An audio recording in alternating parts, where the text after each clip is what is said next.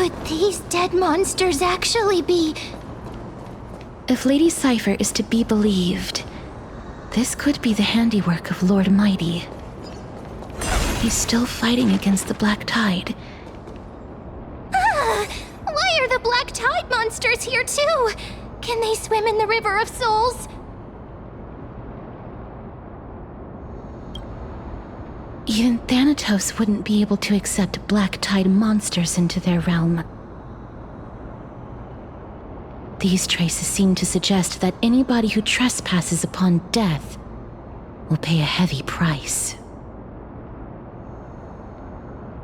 Since the realm of the dead must remain peaceful, it's imperative that we rid the place of such discordant noise. Please stay back. Let me deal with these enemies.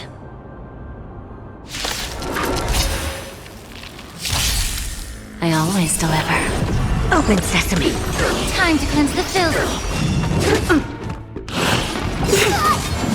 Everything in this world is bleeding.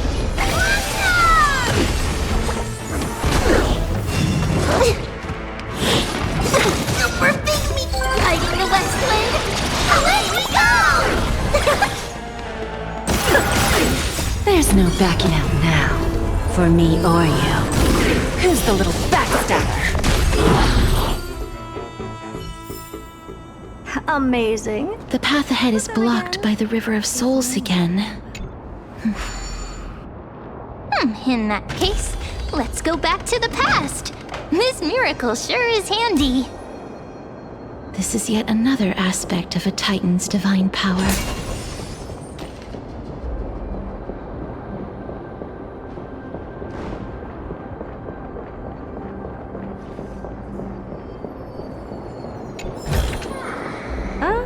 If Dan Heng was around, he'd definitely be able to raise the waters of the River of Souls into the sky.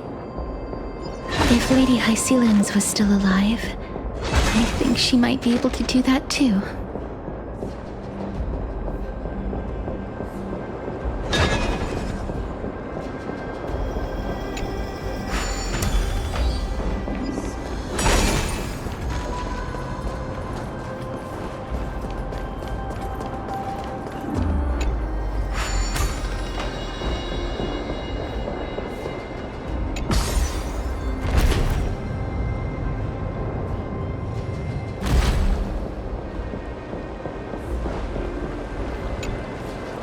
You seem to be able to discern both the past and the future.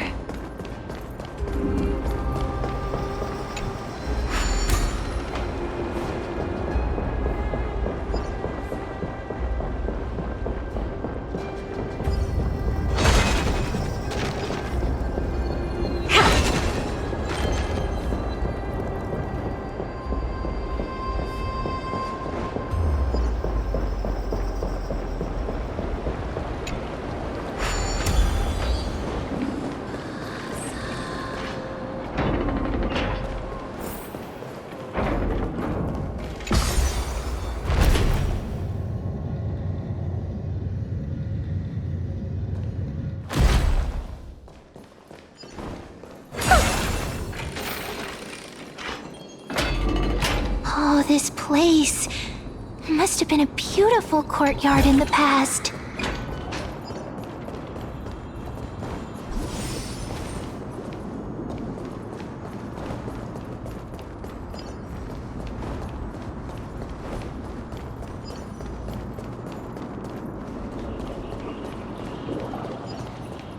Please excuse me.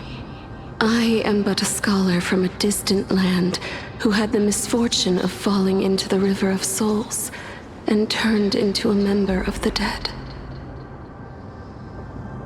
Huh? This one seems to know that she's already dead. Oh, I was merely speculating, but it seems I was right. And you... I recognize you. You're the Holy Maiden of Death from Idonia, right? I'm sorry. I cannot bring you back to life. However, should you desire it, I can end your prolonged limbo. I'm well aware of that. Even if you were able to revive me, I would never choose that option. That's because I didn't fall into the River of Souls by accident. Instead, I leaped into it to seek my death. Why? If you could see the life I've led, then you would not reproach me so. My life was far too miserable. But I did not expect things to stay the same even in death. What a joke. In escaping my mortal life, I've entered a millennium of pain instead. Circe's above. What cowards humans are. For we fear both life and death simultaneously. I'm sorry. I am also powerless to answer that question. That's all right, Holy Maiden. At least you are able to respond to me. Please, grant me death. Circe's above. Does this count as thinking till the moment I die?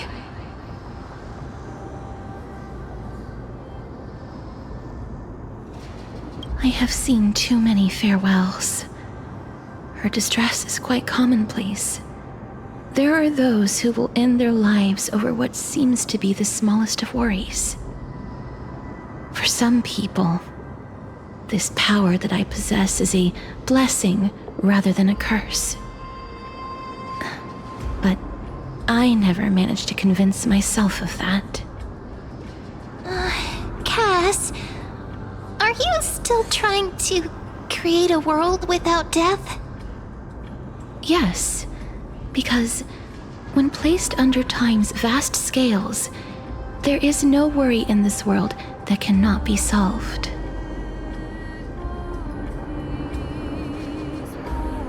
This is a wish that I've held for almost a millennium. My mind might have changed once upon a time if people managed to strike up a friendship with me. But I've never been more firm in my conviction. Now that I've learned about your near-death state, it is my duty to wipe death from the face of this world.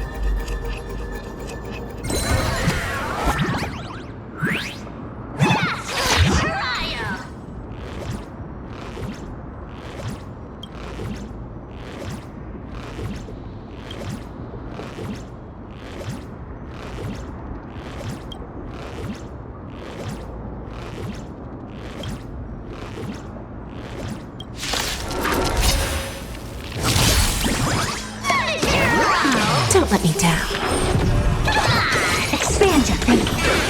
Endless riddles. Nothing but a void. Time for a lesson. Fighting the west wind. Away we go! Open sesame. Watch it crumble. Good news!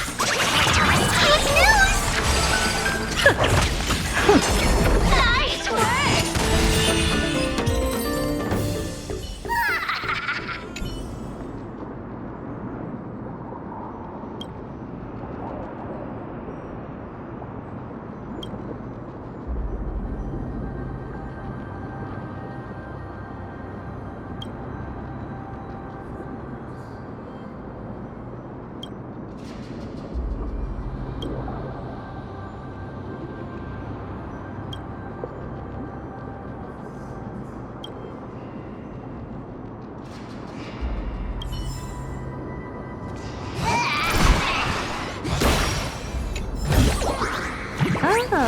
You want this? Fine. Take it and amuse yourself.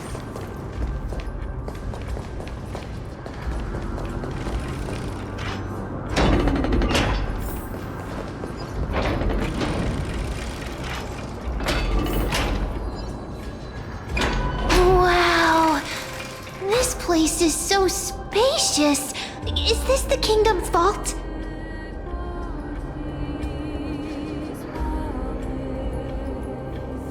That's fine and all, but we need to lay down some rules. We're not gonna return to the past to steal things. Do we need to enter that doorway to climb even higher? There seems to be a person. Oh, more like a soul guarding it. But how should we get up there?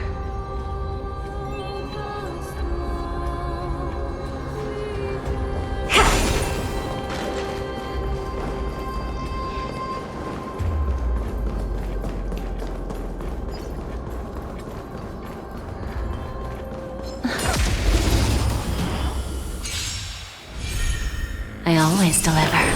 Expand your thinking. Endless riddles. Nothing but a void. Open sesame. Glimpse the unknown. The path is blocked yet again. But then again... Oryx's 8 always appears in times like this. How convenient. Oh.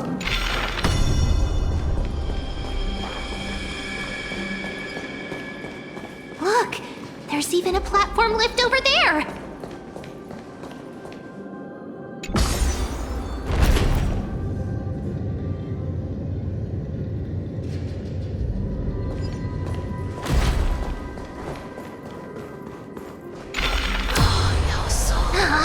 A chest of the past has been left behind, but none of its treasures remain inside.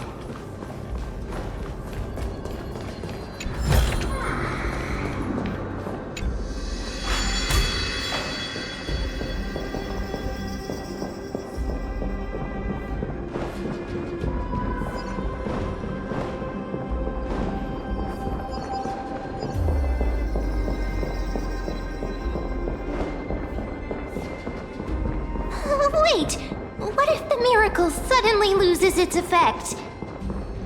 Mem, do you really want me to answer that?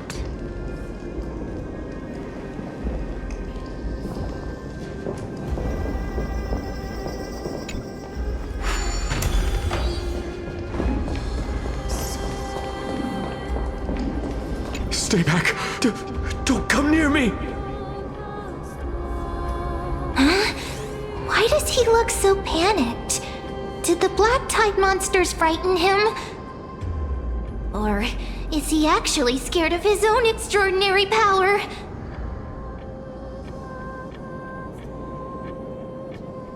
There's no need to be alarmed. We're just passing by the area. See? None of us look threatening.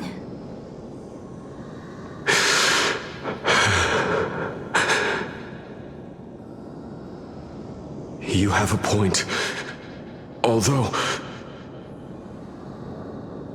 while this might once have been the royal vault, it's since been plundered empty. So please, go away right this instant! You've misunderstood us.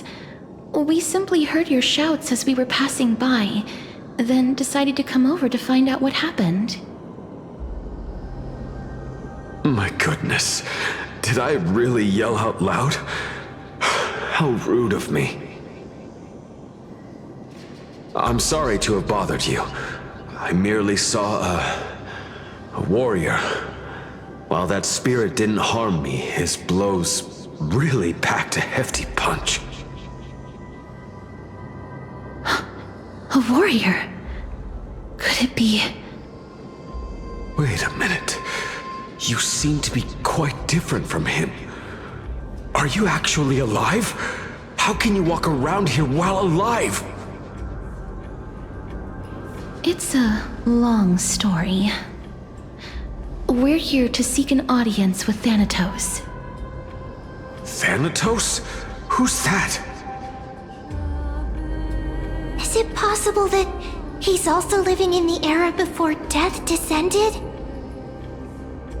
Death? Could it be that you are here to defeat the evil dragon Pollux? Pollux. Is that the embodiment of No. Death? According to the warriors under the Centurion's command, that evil dragon has been dead for quite a while. The curse that condemns people to death didn't originate from it. But they saw a girl within the dragon's embrace, and she is the true Reaper.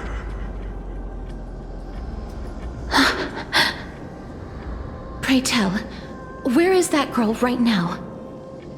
I've heard that the Queen spared no effort in bringing her back to the castle. Her Majesty intends to control all of Amphorius with this unprecedented power. As for whether this rumor is true, well, no one knows. You have my thanks for the invaluable insight that you've given us. Please, treat this touch as a token of my gratitude. You... Are you...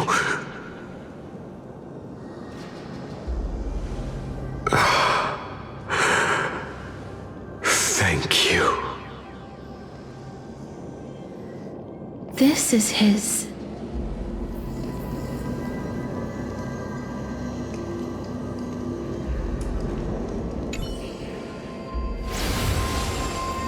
Then you granted him death? That isn't like you. You would have refused even if I commanded you to do so. I don't know. I did it out of sympathy, believing that I wouldn't be racked with agony, but I am still in a state of turmoil. Sympathy? Sympathy for that youth who triumphed in every battle? That young man was favored by Talantin, who taught him a move that will defeat any mortal enemy with a single blow and emerge victorious every time. He could rely on that move to always achieve victory during Era Chrysia. However, now that death has descended upon the mortal realm, that divine swordplay also means he can send others to death at will. In other words, you feel that he's similar to you? yes. Since he can never be inferior to others in martial combat, death would be the inevitable outcome every time he strikes. That's why he approached me and pleaded for me to put an end to all of this. You are perhaps feeling lost from making your peace with death in so abrupt a manner. I have not made peace with death. I've seen the people of Idonia stand tall and proud in the face of death. Even before the fated finale arrived, they were already content with the lives that they'd lived. They had such proud expressions. Expressions that made me believe death would be an insult to these mortals if the concept is truly a power that a god had carelessly cast down upon the world.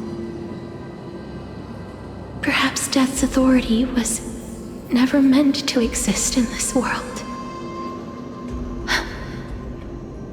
Just like how I shouldn't exist. I won't refute your beliefs for now, but would you be interested in listening to a story of mine? It's a fairy tale from foreign lands, told by the person who brought you to me in that ice field long ago.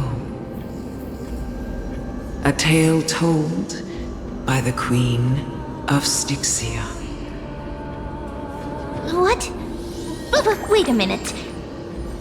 That means the girl born in the dragon's embrace, the personification of death these souls talked about. That's you, Cass? I've already had an inkling for a while now. But I honestly have no memories of Styxia. My memories only begin after Aminet brought me to Idonia.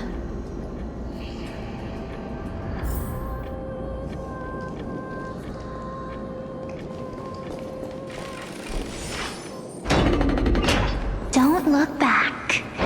Keep moving forward. Always. It's yet another eulogistic butterfly. Are we getting closer to the Nether Realm? Oh, you want this? Fine. Take it and amuse yourself.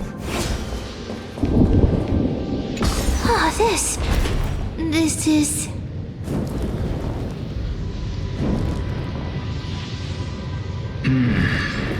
Living ones?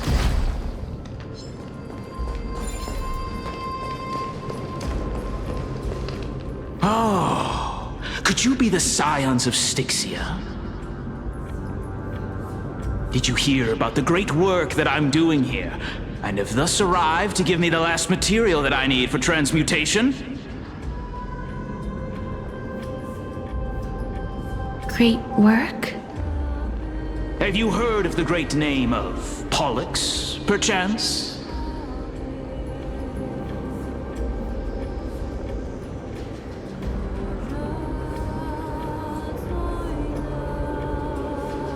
You don't have to describe it like that, miss.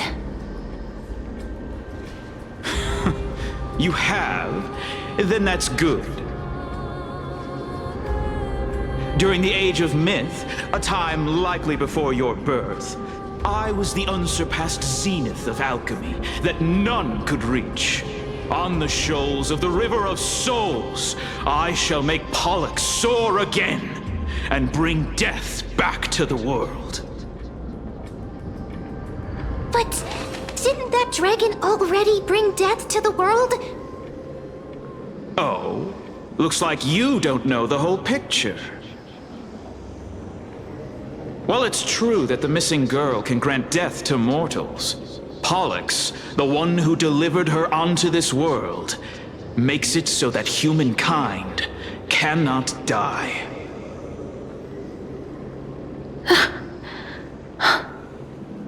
So, it's just as I feared.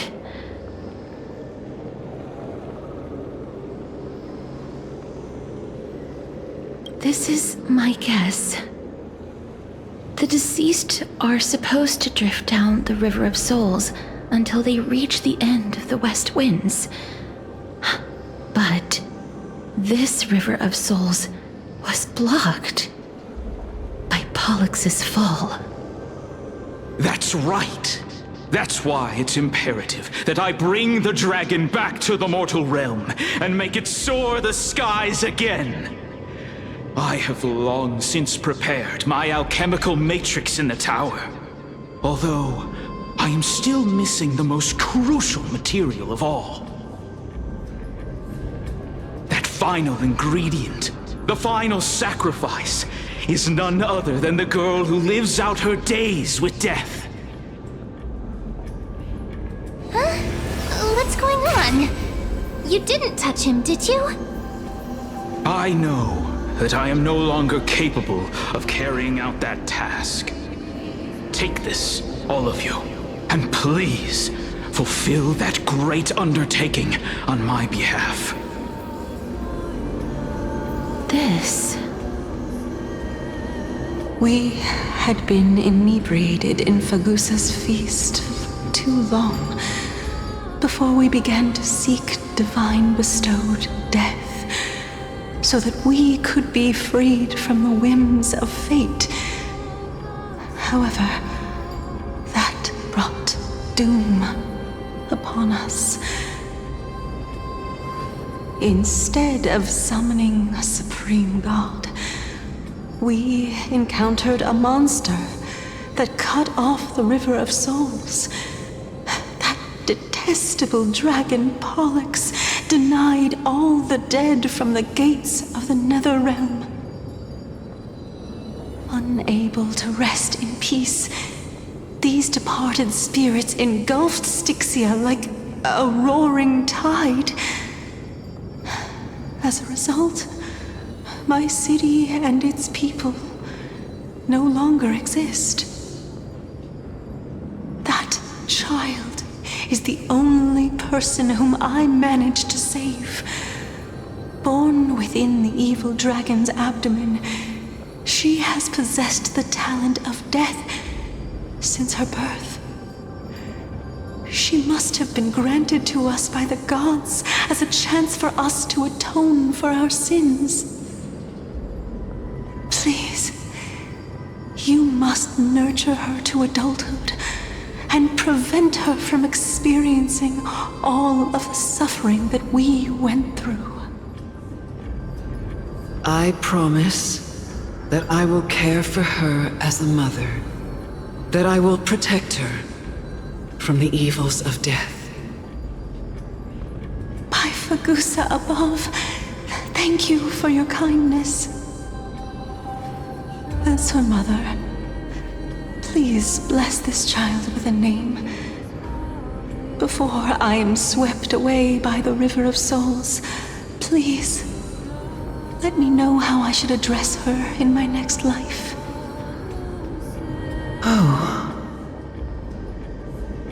Like how a transient raven butterfly, a fleeting papilio castor, perches on the twig of death.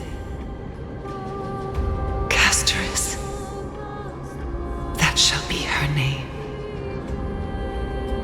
That's where my name comes from? The sound's back. What is making that ruckus?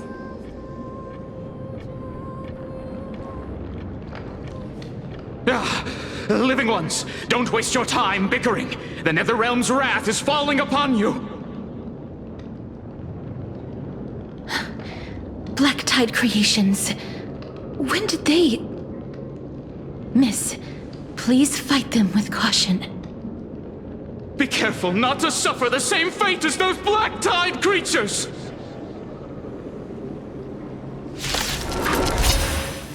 Everyone, hide behind me! Away we go! Don't let me down. There's no backing out now, for me or you. Open sesame. Self-inflicted misery. There's so many of them. How are we holding up? Nothing but a boy.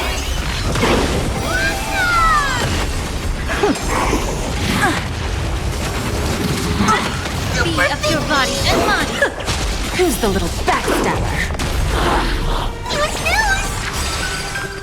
Light in the west wind. Away we go!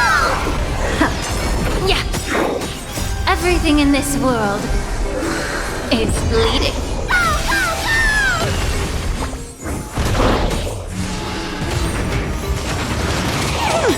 Not bad. There's no backing out now, for me or you.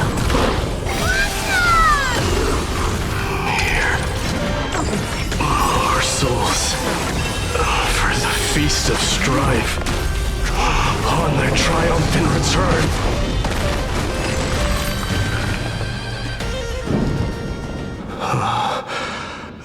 You?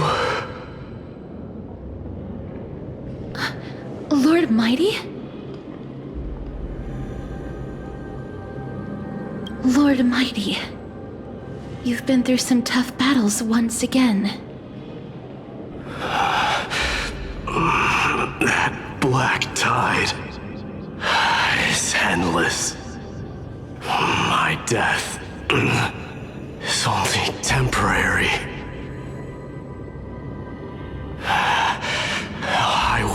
find my path of return and go back to the world of the living and continue my protection. Lord Mighty, I have always wanted to. Why does death reject you? I'm the one resisting it. I must resist the temptation to go with the flow. I'll go against the current and kill my way out of this cursed nether realm. That is my destiny.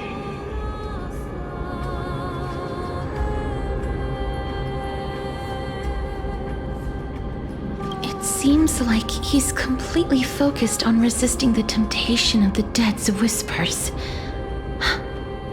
He's working hard every minute to deny death. It seems his battlefield is not limited to the world of the living. Lord Mighty, are you willing to travel with us? We're headed for the Matrix inside that tower, to summon Thanatos from their prolonged concealment.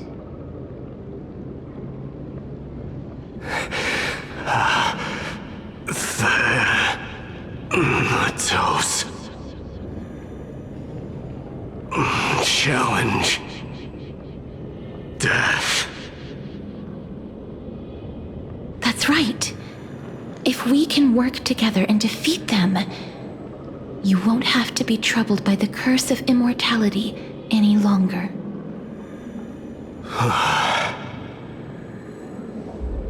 Let's go together, Castorus. Let the person who has brushed against death countless times guide your way. Cass, are you sure you want to do this? The alchemist said he wanted you to be a sacrifice. I'm not afraid. There's no reason for us to turn back anymore. Rather than standing still, taking action is by far the better option. Perhaps fate might take pity on us today and show some compassion.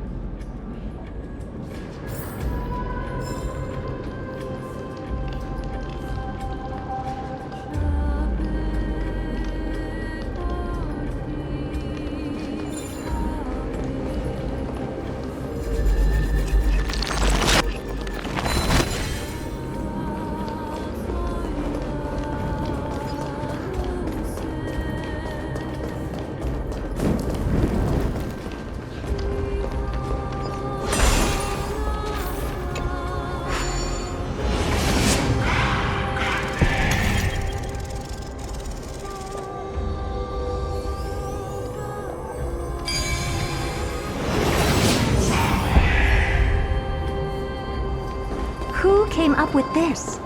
Seriously, go rewrite it.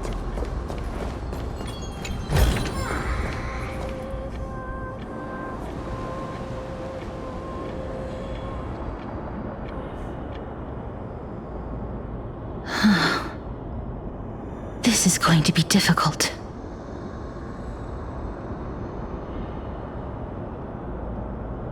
I'm familiar with this kind of mechanism. But I've never repaired broken chains. If I was more powerful, I would be able to carry one person with each limb and fly the four of us to the other side.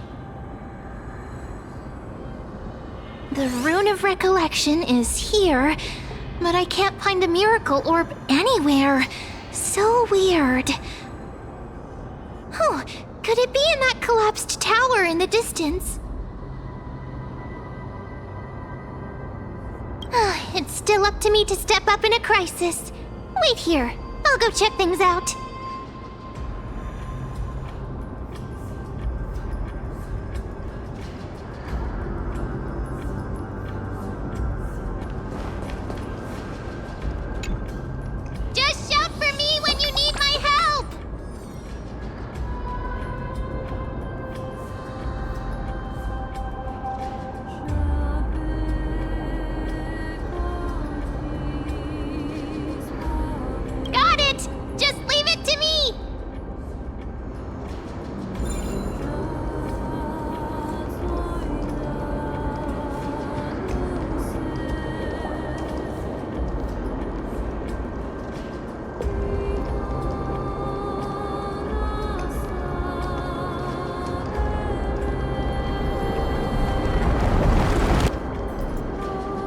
Mem did it. The pink squirrel is very smart. Why am I a squirrel now?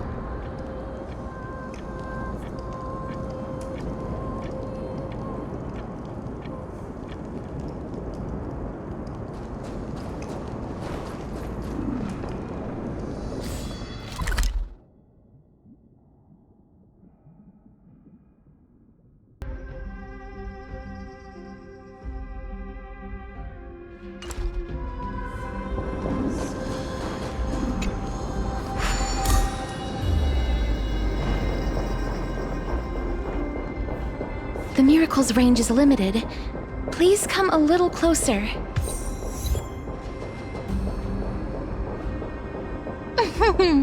Aren't I a good fit for Orynyx's priest? Of course. You're the most competent priest ever.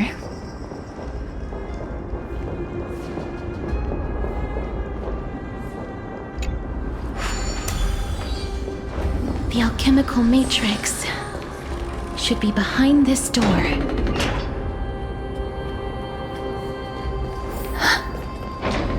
Is that... Wow, there are so many of you! It's little Cass and little Gray. Oh, there's also little D and the pink puppy! Trian? Aren't you...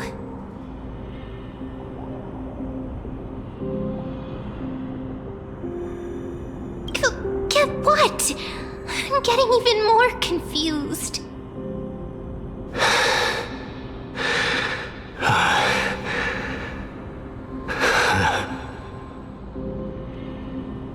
This is the first time I've encountered a deceased friend while going upstream in the River of Souls.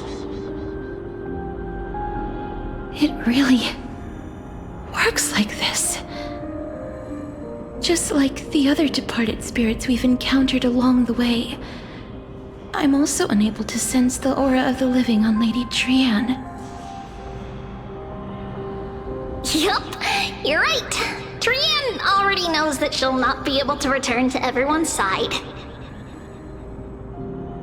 But Trian believed that little Cass would eventually return to the Netherrealm. So, Trian has been standing here, at this spot closest to the world of the living, and waiting for little Cass. Oh. It must have been very tough for you. But according to what Trian said, we're almost at the entrance of the Netherrealm. Trian promised Trevi and Trinan that when little Cass got here, Trian would get the gift ready and be the first person to run over and welcome you. So, little Cass, don't cry. Please, accept this. We finally finished it. This is what Lady Trevi once mentioned. The gift for me that you didn't manage to finish. The Holy Maiden of Yanis. Even when separated by life and death, their thoughts are still connected. Trian spent a lot of time drawing this. Trian hopes that little Cass likes it. Seriously? It's seriously a wonderful drawing. Lady Trian.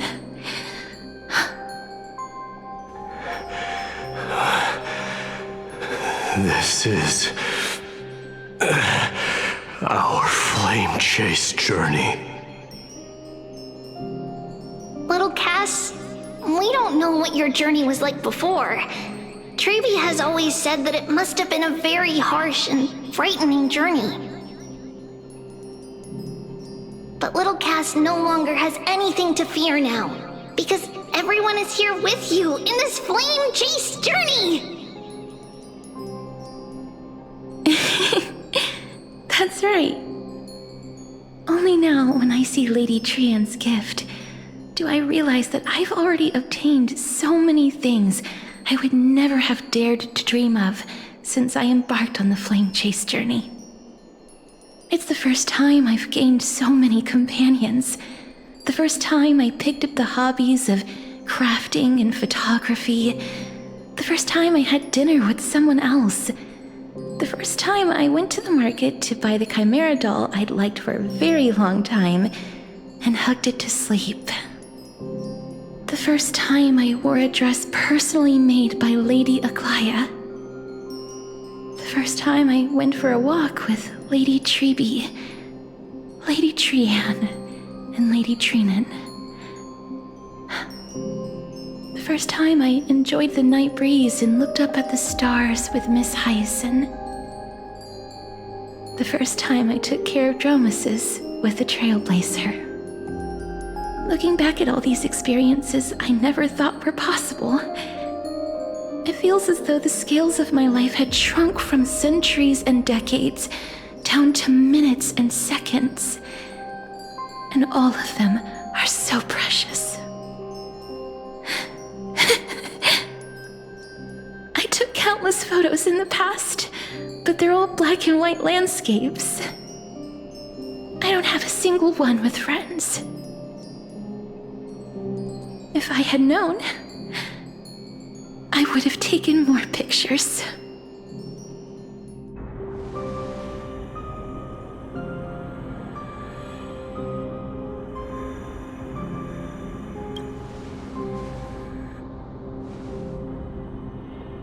Trian says yes! Trian likes little Cass and would love to take a picture with little Cass. Sadly, being departed souls, our images cannot be captured in the world of the living.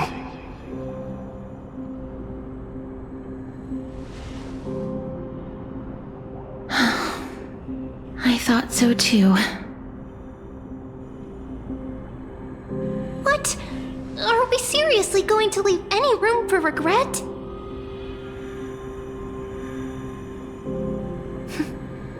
There won't be any regrets. This vivid drawing surpasses any photograph from the world of the living. Little Cass smiled. Treeby, Trinan, and Trian's wishes finally come true! I remember you once said that fate is not the flowers that bloom at the end of the road, but where people tread beyond the gate. Now, the path that belongs to me is about to reach the end. Thank you for bringing me the final key. Key? Little Cass, why are you talking in riddles all of a sudden? I have a feeling that soon, this gift of yours will become the key to saving Mrs. Life. Wow, that's amazing! Then keep smiling and carry on bravely! Little Cass, Little Gray, everyone, see you tomorrow!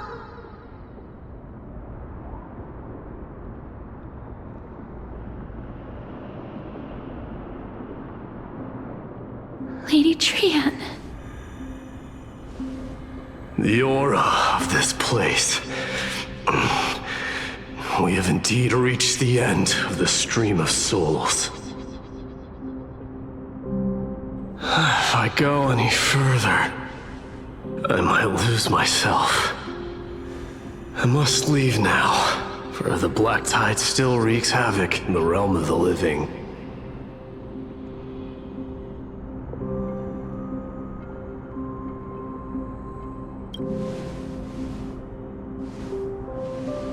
I have broken free from the chains of death countless times. This time will be no different. Castorus, will you fulfill your duty for the flame chase?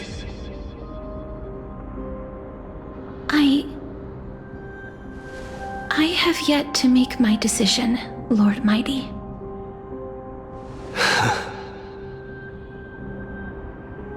No matter. Make the choice your heart desires. Even if it takes 1,000 years of waiting. I will continue to fight till I die. Then rise from death till the miracle descends.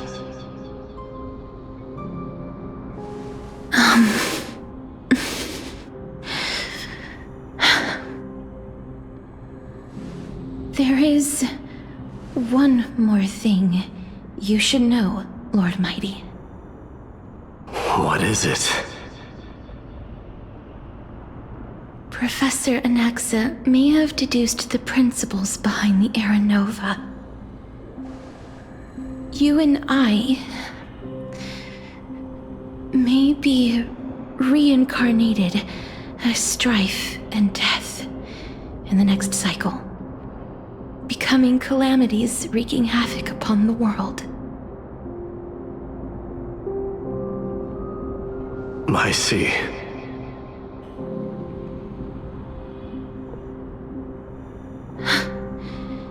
Is that all? Are you going to accept such a fate without complaints? Do you have a strategy to shatter the shackles of our fate? I haven't found it yet. Perhaps I never will. Then, cease wasting your thoughts on futile matters. Control what little you can. And when fate's inescapable grasp comes, resist it with the strength of your mighty will.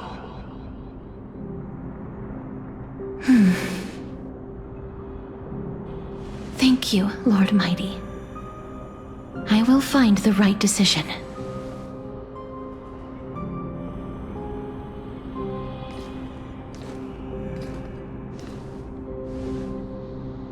In the name of strife, may you meet a fitting end. This must be the alchemical matrix the spirit mentioned. Let's see. We need to insert Aquila's sky, Giorios' earth, Kefali's fire, Fagusa's ocean, and Nestia's love. It seems our sweet Princess Homebody has made up her mind. In that case, seamstress, I suppose I no longer need to deliver your message. My time is rather precious after all.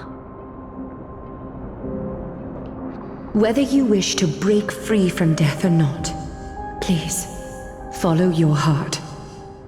By the promise you once made, I ask that you fulfill your duty one final time. Castorus, please, live as a human, and die as one. According to that alchemist, the final piece is supposed to be me. However, he is not privy to the past, and therefore cannot see the full picture. The past?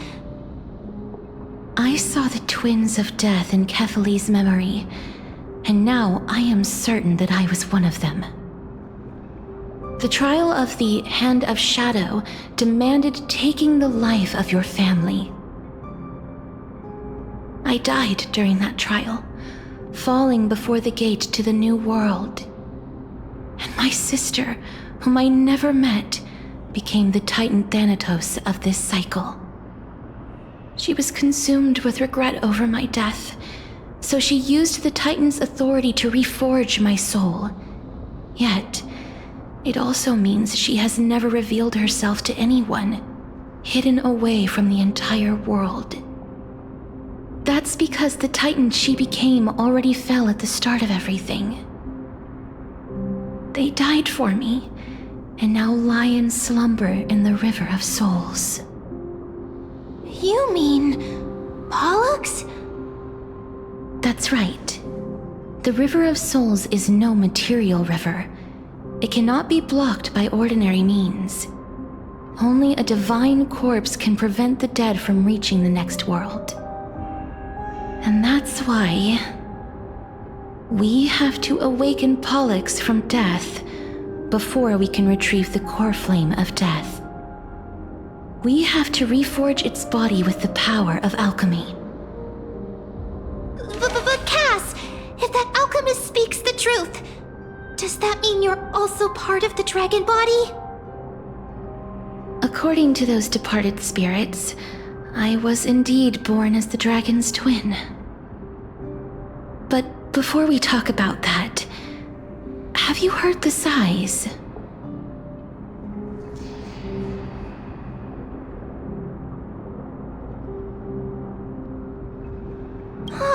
I heard them too.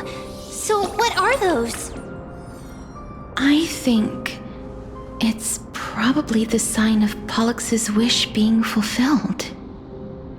They must have realized how heavy a price they'd need to pay when they used their divine authority to resurrect a dead woman. That's why they exerted every ounce of their strength to send me to Styxia, a city that called for death, a land where none is hostile to death. They never saw their wish fulfilled and fell so prematurely, all because they wanted to give me a new life.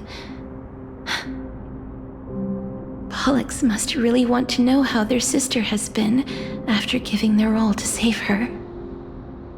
That wish is the reason Pollux's soul still lingers in the mortal realm even after their fall, quietly watching and documenting every detail of their sister's life. So instead of picking up objects on the way here, we were instead showing things to a strand of yearning that lingers here. Now, we must weave these yearnings together and restore them into Pollux's complete soul. but all of this is just a hypothesis, right? What if we go through with the ritual and it turns out totally different? That's fine. As Professor Anaxa often reminds us, such is the nature of alchemy. The true outcome can only be known once the process is complete. This is why alchemy is also known as the miracle of creation. Now, the puzzle of Pollux's yearnings is nearly complete, with only one final piece remaining. I shall reveal what they have been yearning to know in the alchemical matrix.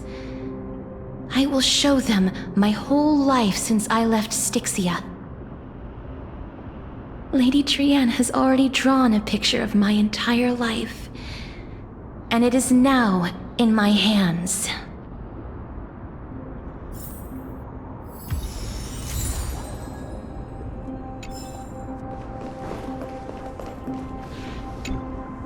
Then, let the ritual begin.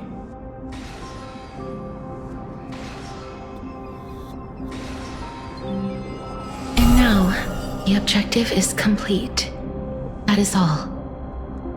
Such is what Professor Anaxa always says after preparing for an alchemical ritual. And now, Pollux, I shall lift you from the River of Souls and reforge your soul. Perhaps you will be disturbed by this, and your body may become horrifying to behold. But if even the slightest trace of your soul remains, the soul that once ferried me to this side of the shore, then please, look at me. I wish to thank you in person. I have obtained everything you sacrificed your divinity for. Lady Almanette. Did she recognize you? Oh, she must be the first soul we can communicate with here, right? I'm afraid she is just another spirit trapped here, like the rest of them. The only difference is that I was there when she died. Please, go on. I'm listening. Are you about to tell the story of Styxia? Yes. You're just as smart as I imagined, but... never mind. Now's not the time. There's no need to worry, Elder. Take a look around you. You're already at the resting place of the dead. The world of the dead. But how? I understand that you chose to remain silent about the story to protect Casterus, the girl who coexists with death. But you no longer need to hide that story. I can assure you that you have protected that girl's life well.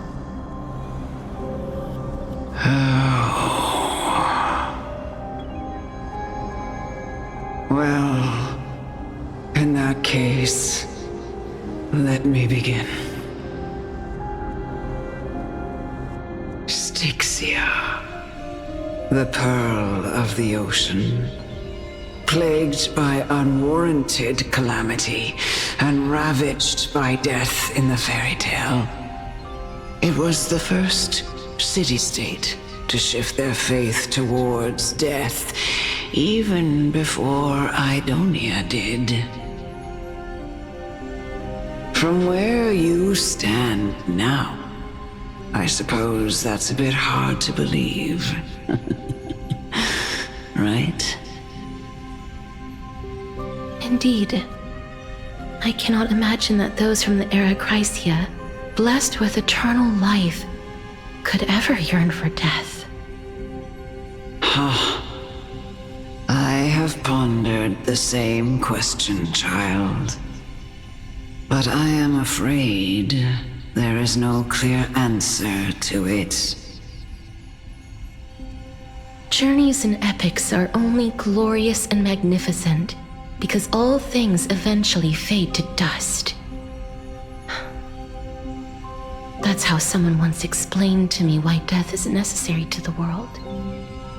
But I still can't take that as the final answer. Would a world without journeys and epics be worse off? I take it the one who spoke this line was a general, or perhaps a warrior. I, however, did find some inspiration in these words. Would you like to hear my thoughts, Casterus? Please enlighten me, Lady Almanette. Though I have already made up my mind on how to handle the authority and core flame of death. Your words might truly guide me toward the path forward. You and I are neither warriors nor generals. Therefore, journeys and epics cannot truly resonate with us. But what if I reframe it like this? What if love is not a trait bestowed upon mortals by Nestia, but a blessing from death? Love. No one ever invented the word cherish in the era when life was eternal. For all the good things in the world could be revisited endlessly, and every bond formed carried no risk of being severed. The so-called Era Chrysia was an age devoid of both virtue and sin, people did not truly live. They simply existed, going through the motions without passion or purpose, then waiting for something to happen. Perhaps the people of Styxia chose to embrace death not out of fascination with its cruel and fearsome side, but instead became fixated and obsessed with the impulses and desires tied to a finite existence. Therefore, death is not a thing of fear and desperation, but... That's right, Casterus. It is the reason we shed tears when parting ways, and also the original spark that ignited the passion of mortals. If you truly intend to deprive the world of death, then be prepared to witness it return to a state of stagnation. I understand, Lady Amunet. Our limited lifespan shapes all that we know and love. Not even the Death Titan has the right to take that away from humankind again. Nestia's love was the chrysalis of Gold's first blessing, but it most likely wasn't understood by mankind. We only learned to interpret this wonderful gift after Thanatos' arrival. If the world was bereft of death, then the Queen of Styxia wouldn't have played a midwife in delivering me into this world. You wouldn't have welcomed me into Idonia, and Aglaia would never have invited me to join the Flame Chase journey. None of these stories would ever have happened, and I would never have lived, let alone found happiness. Thank you, Mother. I will use all the love I've experienced in this long life to complete the final miracle. My teacher, Anaxagoras, grant me the wisdom of all things. I call upon thee, the stripped dead dragon's corpse.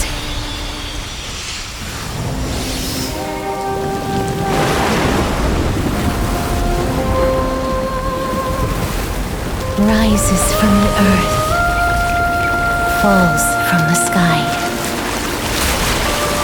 As above, so below. This is the greatest power of all powers, unstoppable in this world.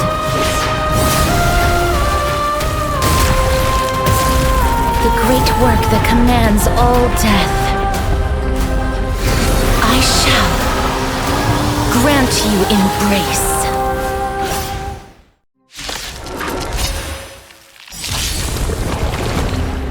Oh look, a VIP has dropped by.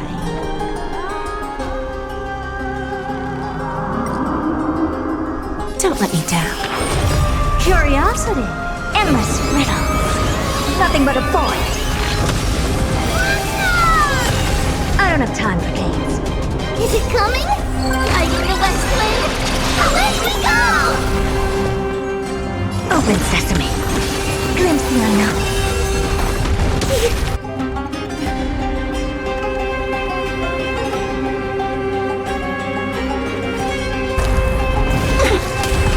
Is the girl who once saved my life truly gone? Or will you show yourself again, once we eradicate this hatred and regret?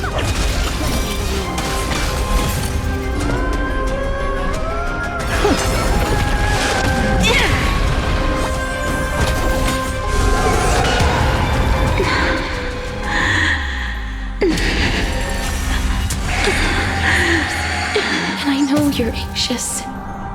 Shh. Don't be afraid. Never seen perfection before? Give an inch and they'll take. Curiosity. Endless riddle. Nothing but a void. Time for a lesson. It's coming! Hiding the West Wind! Away we go! Be of your body and mind!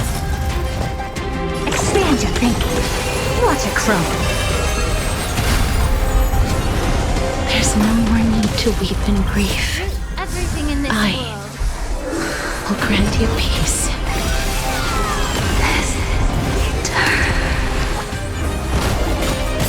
Yes, it's me. I'm back.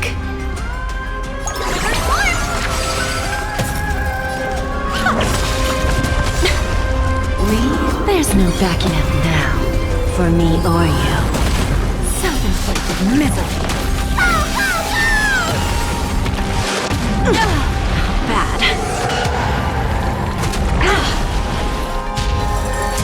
Be careful.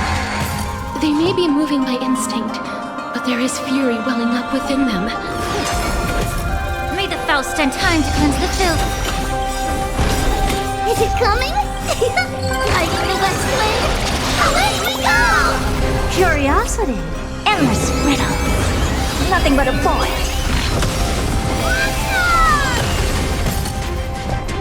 Open sesame. Glimpse the unknown. Please. Don't turn back to the Nether Realm.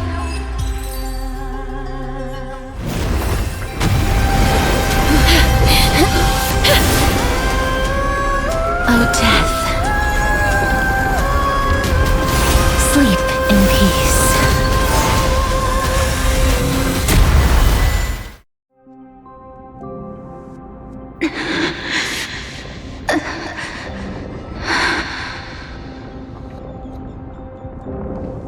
I'm sorry I have to wake you up from ancient death. And I know you're anxious. Shh. Don't be afraid.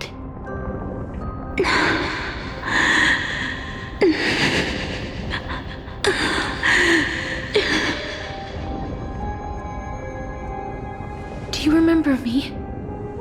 I'm the girl you once carried across the Sea of Souls. I'm sorry I wasn't able to remember you, but with the help of many people, I was finally able to pick up these broken fragments of my past. I'm back, Pollux.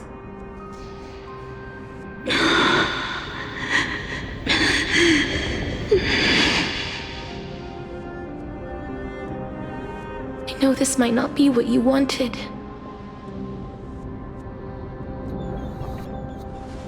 But I have to do this.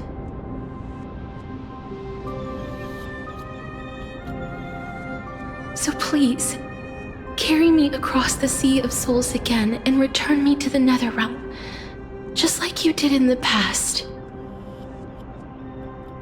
Please take me to where the core flame of death rests.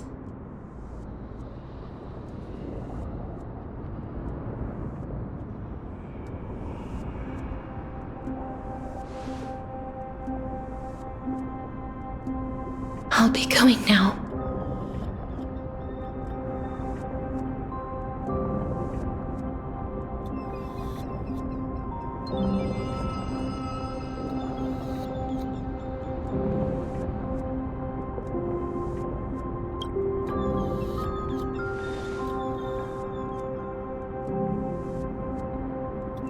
They may look scary, but as long as...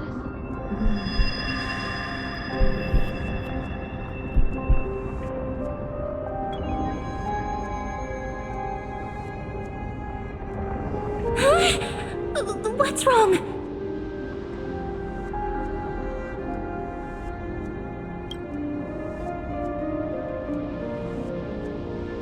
Are you... What's wrong with her? Her time is almost up. If I don't go now, I'm afraid her soul will return to Thanatos' embrace before me. What? Oh no! Is there anything we can do? Don't worry. I promised I would ask Thanatos for the Trailblazers' right to roam the Earth again. Mem, stay here and keep a close watch until I return, all right? All right. I'm the best at taking care of others. Go on, Cass. Make sure not to leave yourself with any regrets.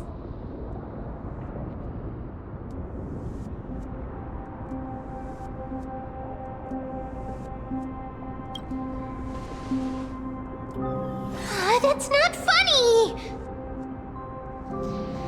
It's a deal then.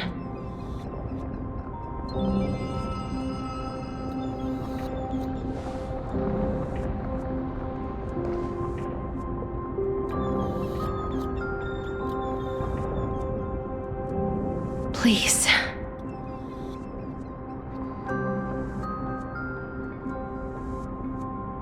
Wait for me.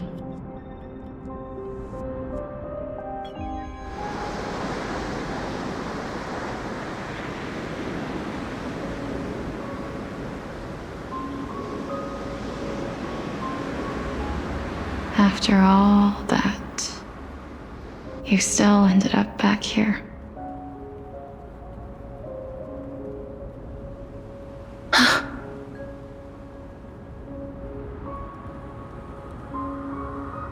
So the legends were true. The Netherrealm really is a sea of flowers. Yes. Just like the flower fields we tended to back then. Is that you, Plixia? Do you remember me? I don't have the memories from that time, but I've seen you before during an experiment. I see. Call me Thanatos, then. It'll be easier. However, since you recognize the name, you must already know everything about Thanatos, right? Yes. I'm here to reforge the order of life and death in Amphorius.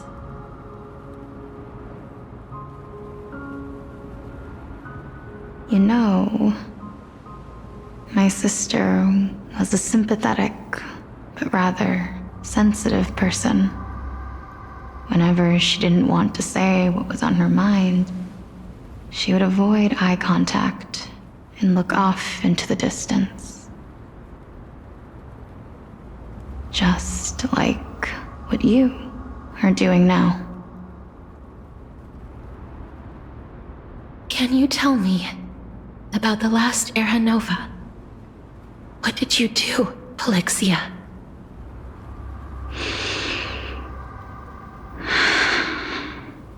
Where should I begin? I suppose we can start from the beginning. A long, long time ago, there were a pair of like-minded twins. As foretold in the prophecy, they were chosen to be successors to the god of death. But fate was cruel. The price of attaining divinity was to take the life of a family member with our own hands. That trial was indeed recorded in that memory. Then you should already know that my sister voluntarily gave up her own life, so that I could ascend as the demigod of death. But I couldn't accept that. Why did we have to kill each other for a future she'd never see herself? That's not fair. So, while weaving the laws of the new world, I shattered the forbidden bottom line for life and death. I reshaped my sister's soul and took the form of the great dragon Pollux to carry her up the River of Souls and back into the mortal realm. But our fates were already decided and manifested in unexpected ways in response to my futile actions. Aging is an unbreakable law of nature laid upon humankind, created at the same time as death. When the living die, their souls will meet Thanatos, who would determine where every soul goes. If the Reaper raises their left hand, the soul is granted death and allowed to enter the Netherrealm to await reincarnation. If they raise their right hand, the soul is rejected by the Netherrealm and returned to the mortal realm to continue walking the earth. That's why the Hand of Shadow can only lay down judgment and not embrace another being. Yes. Death was originally a pair of hands, but they were split in twain when we reached the mortal realm, never to touch each other ever again.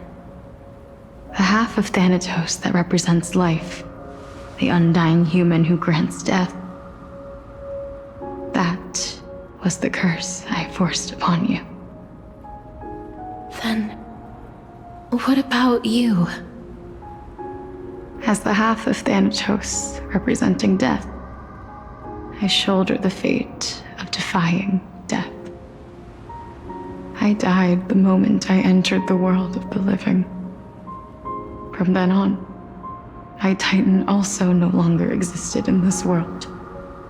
The cycle of life and death stopped.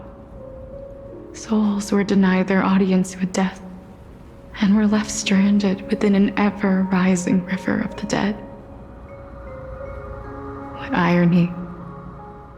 My selfish desire to save your life gave you and the world a fate far worse than death instead. Then, what was left of my reason was left behind in the Netherrealm, where I've been taking care of these flowers day after day, until there is now a sea of them, all while mulling over the subject of life, death, parting, and enduring in endless loneliness.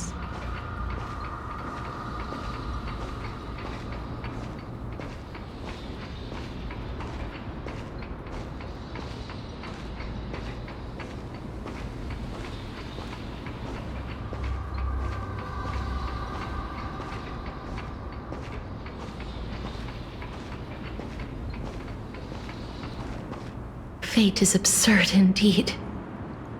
Our lives were a mirrored image of one another, like a pair of hands. Even so, we arrived at the same destination. We walked different paths, yet experienced the same pain. I had hoped that maybe you would at least have a good life in this cycle. I'm sorry. I lived my life well. It didn't go to waste. As far as I'm concerned, you did nothing wrong.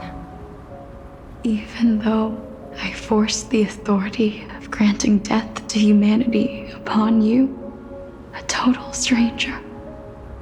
Too many responsibilities were forced upon me in the course of this long journey. I was once lost, even upset. But I realized recently that if it weren't for your blessing, I wouldn't have understood the source of these emotions, nor would I have realized my purpose. I wouldn't have made it here to reunite with my missing half. And we wouldn't be discussing our past while sharing the same view of this landscape. I wouldn't have understood the meaning of our existence. The meaning of our existence. This sea of flowers blooms on dead land, 'cause we sowed it with the seeds of our separation and watered it with our tears of loneliness. Yes, the only thing death is allowed to create are flowers that bloom from blood and tears. That's why Thanatos cannot create living beings at will, nor can the hand of shadow determine a person's remaining days. Because the life and death of mortals should never be dictated by another's will. Are you saying there's no point in Thanatos' existence? No. No single being can bear the scales of life and death on their own, not even a god. Life and death weigh equally heavy. We both know that now, don't we? You, too, must have had a difficult life. We've taken quite the ridiculous journey together, haven't we? I had a feeling, even back then, that we would meet again one day. Not to embrace one another after a long separation, but to come in search of retribution. Tell me the answer that's already been written, and let us draw this seemingly endless fate to a close. It's been far too long. I've waited here for centuries, watching day after day as desperate spirits are denied by this lonely wasteland. I always hoped I would see you among them, but I was also afraid of seeing you. I didn't know how I could possibly face you again, but more than anything, I was afraid that you might have forgotten all about me. I know. But don't you see, Polixia? I made it back anyway. You don't have to shoulder death's authority on your own anymore. It was always meant to be held in two hands anyway. So, let's give our core flame to her and have her take it back to the mortal realm. Give humanity back their cycle of life and death. Our responsibility as Thanatos was never about picking out favorite souls. We were only meant to watch over life. Let's tend the field together and create a warm sea of flowers for all the souls to come.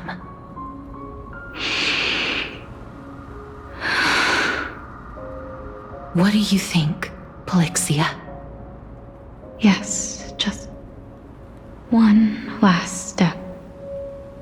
You shall wither, and through that, the dead will sprout again from the remains, and be reborn with the dead flame.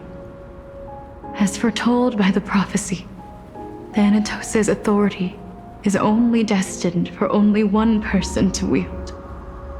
As the Chrysos heir of death, as their demigod, as a titan, our fated moment has arrived once again. Just like before. Yes, just like before. But unlike that time, the ones undergoing the trial this time are prepared. You've made up your mind? Yes, as dictated by fate. But I won't be afraid, as long as you're here with me. Complete your trial in this life. Grant me the embrace of death, and light the spark of life ablaze. You've been tempered by life and death. I know you'll be able to give this wasteland its first breath of life. Like a raven butterfly, flying swiftly into the netherrealm, perching on the twig of death.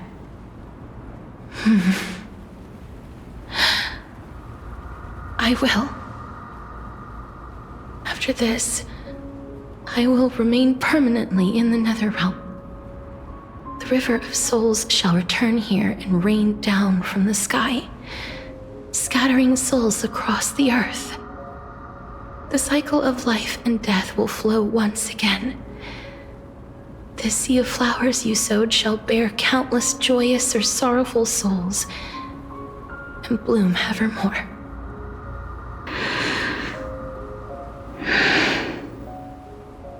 Thank you. Just one last thing. Can you grant me one wish? Of course. What is it? Please, don't forget me. I promise you, when we meet in the next world, even if I have endured another reincarnation, even if we do not know each other's names, I will still hold you tightly in my arms, just like what I did when we were born. Casterus. Casterus. You're as beautiful as a fleeting butterfly.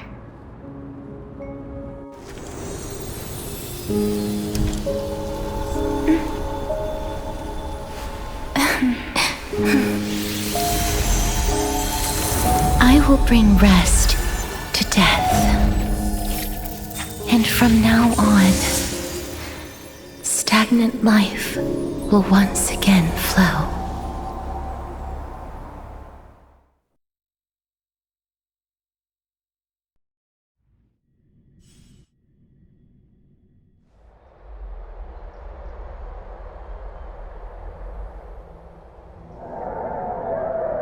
Time flies. In the blink of an eye, the 15th entry hour is already at hand. When this farce is over, your soul will be placed on the scales of life and death. Are you ready? No need to ask so many times. Of course I am. Then why do you drag your feet? Is your fear of crowds holding you back again? I simply find them too noisy. Paying attention to conceited fools like them would be an utter waste of my time. Such harsh words. As I see it, you are no less arrogant than they are. I couldn't agree more. Oh. I did not expect to hear that from you. Are you not going to refute me? I know myself better than you think I do. At the very least, better than a stowaway like you.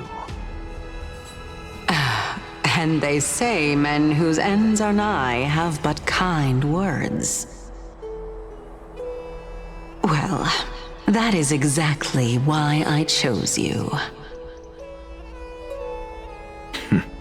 Should I thank you for the compliment? The hour of the trial has come. Do you have an answer for me? And how will you prove the veracity of your argument? I suppose there is no point in putting this off any longer. Do you recall where we stopped the last time? You were saying that Amphorius's history is cyclical. Indeed. The demigods that bear the core flames eventually become the new titans at the world's end. Remember what happened on the Holy Mountain? Calypso, Naias. As their destined ends approached, one by one they left this world, leaving only the twins, who are fated to succeed death. Unfortunately, while their journey is consistent with ours, you and Calypso, as well as Nikador and Naias, act as supporting evidence. I can only come up with a rough sketch for my theory of a cyclical history. For all the pains I took to reach this point, I had already lost hope of ever obtaining definitive proof. After all, the past is in the past. Proving that we are the legacies of heroes of the past is a hopeless endeavor. That is, until I met a girl named Polixia and her sister. If Castoris was truly sent from the past to the present for the Titan's self-serving reasons, then having lived through 2 cycles, and with Styxia as the pivot, she will no doubt be the link to connect all of this together. If the Twins of Death can bridge 2 cycles to reunite at the shores of the Sea of Souls, then my hypothesis will no longer be just a hypothesis. And you too will get the answer to your question. Well, that is all well and good, but how can you be so sure? If there is even the slightest error in your hypothesis, the girl will be shattered. It matters not. The most important quality a scholar must possess is foolhardiness. If you are overly cautious, then you'll never have the gumption to make the first step, and change will never come. Besides, I, Anaxagoras, am destined to overturn this farcical world. Come, let us go and teach those pathetic worms one final lesson.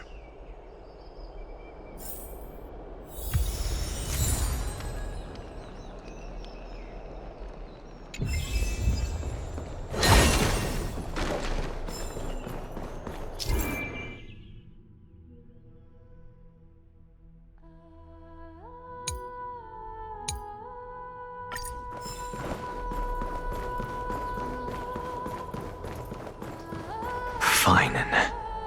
So they are leaving the final debate to him.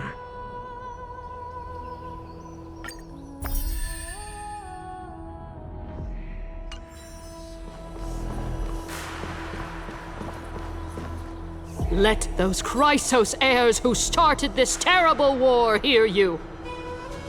Let them hear the voices of the people!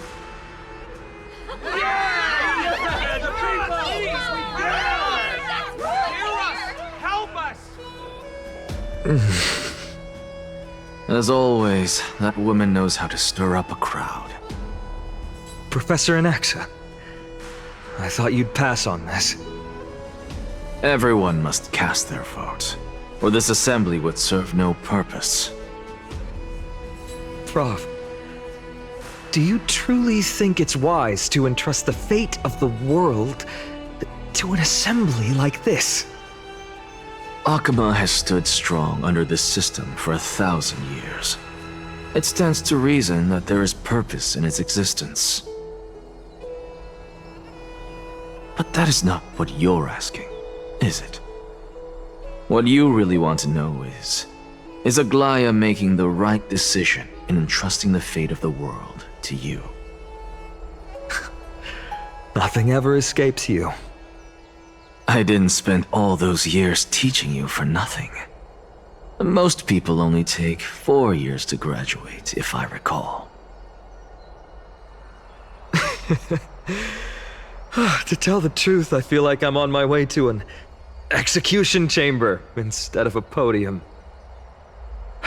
So, do you have an answer to that question? No, I don't. I thought so.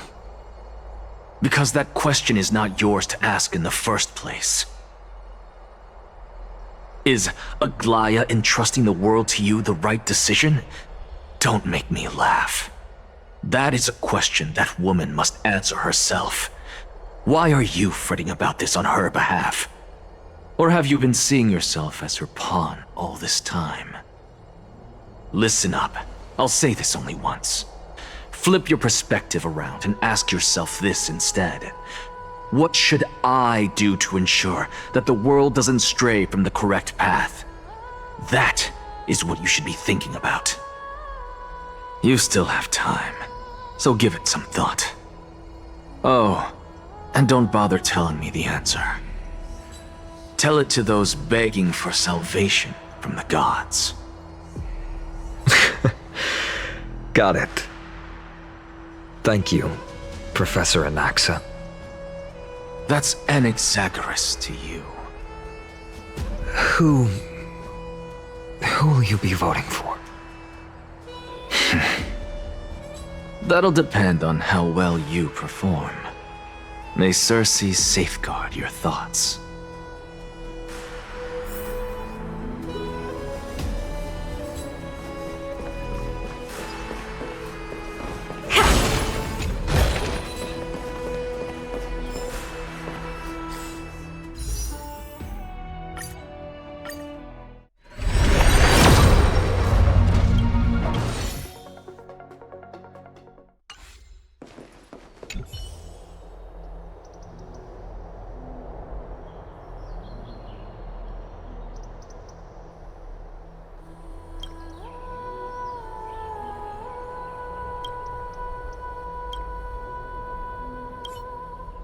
I actually don't necessarily mind things remaining the way they are. But would you say it?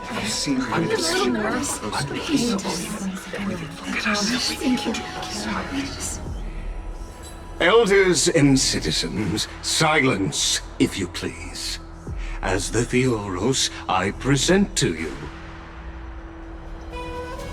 Phinin of Ides Elysiae, virtuous citizen of Akima, and the last speaker of the assembly. Much obliged, Lord Lycus. I remember him. He's the penniless lad working for Aglaya. Where's Lady Goldweaver? Why is she sending this guy to give the last speech? Is this really the end of the Flame Chase journey? Can this dude really face down kindness? I actually don't necessarily mind things remaining the way they are. But would you say it? By Kefali above, dear citizens of Akima, as you look upon me, so too do I see you. I see your fear and misgivings, your apprehension about the discord between the Chrysos heirs and the Council of Elders, and your uneasiness about the future of the Holy City. Yet, before you contemplate something as grand as the fate of the world, I ask that you look closer. Look beyond the horizon illuminated by Kefali, at the crisis threatening to overwhelm us. What? Ides Elysiae, my beloved hometown, is a village forgotten by time. It is a place with the most invigorating breeze and wheat fields that spread all the way to the sea. I once thought that there I would enjoy a lifetime of peace and quiet with my friends and family. How I wish I could invite all of you to that paradise, far from the noise and chatter of the world. Alas, I can't. Because she, and all that she nurtured, all that I loved, they have long been devoured by the black tide. My beloved home is no more.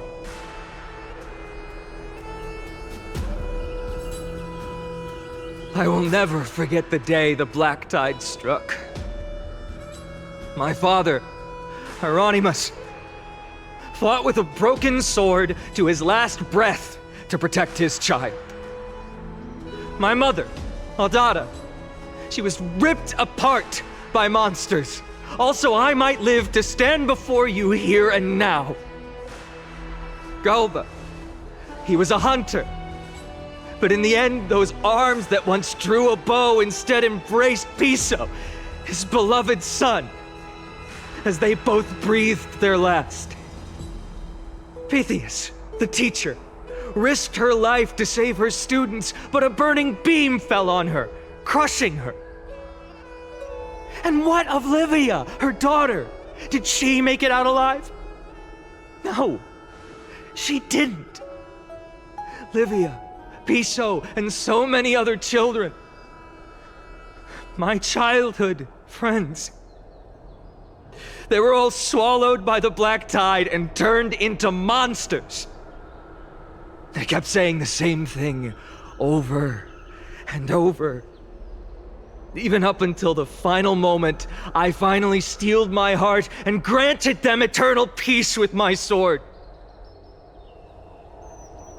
Why, Finan? Aren't we the best of friends?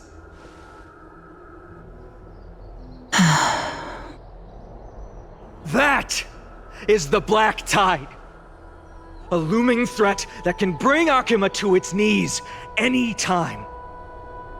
Kindness may have promised that with the 3 Titans of Calamity gone, Akuma will return to an era Chrysia once more, but much as it pains me, I must disappoint you. While the demigod of strife has done everything in his power to hold them back, they are still coming. By now, the name of that black-robed swordmaster, the Flame Reaper, has likely echoed throughout the city already. The roaring thunder is a message from the strife demigod. The Flame Reaper has risen from death, and they hunger for the core flames of the gods.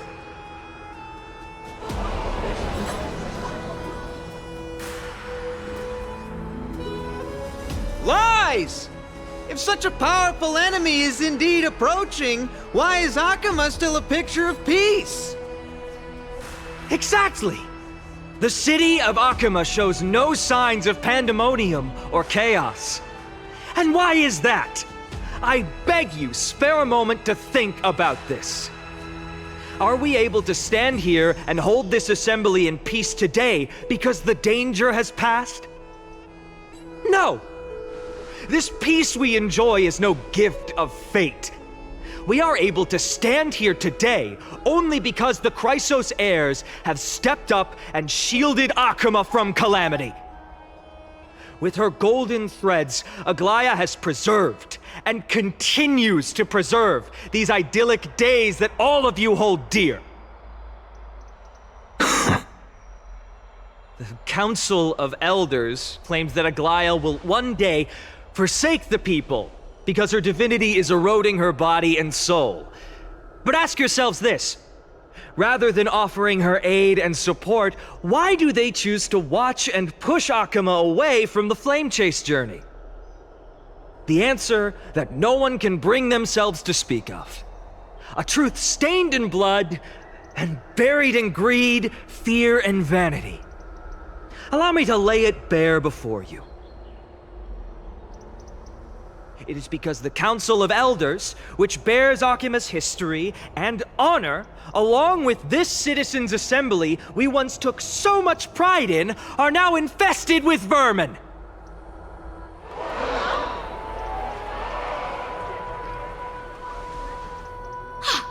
You insolent whelp! How dare you! It is true that Aglaya has reached her limit. Why? Because she has been working tirelessly to weave the defenses of our holy city against the encroaching evil. All while these vermin are making up baseless accusations about her and scheming in the shadows. Not once has she ever failed Akuma. Yet these vermin attempt to tear her apart, tarnishing her name with unfounded allegations. She may have been blessed by divinity, but Hasn't her heart always stayed true to humanity? They attempt to mislead you and reduce this assembly to a crude standoff between gods and humans, but citizens of Akama. Once more, I implore you to open your eyes and look at those around you. Examine them closely.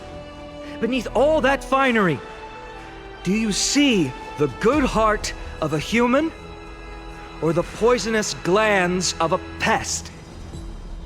Make your judgment, then turn your gaze to the demigods whom so many of you regard as cold and merciless. Do you not see the light of humanity in them?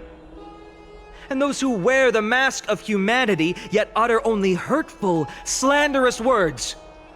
Can you not see that their souls have been corrupted by power?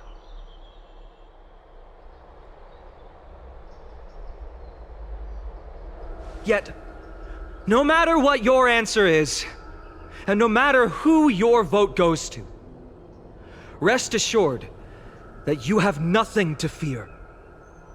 For Aglaya, Tribios, and I will remain your faithful guardians and pledge our lives to upholding your decision. And this vow will stay true until the end of our days, where it will be passed on to future flame chasers. A steadfast and unwavering promise that shall endure through the ages. The Trailblaze have only our best interests in mind. I still don't understand how we never believe our peace times are always have to end. So,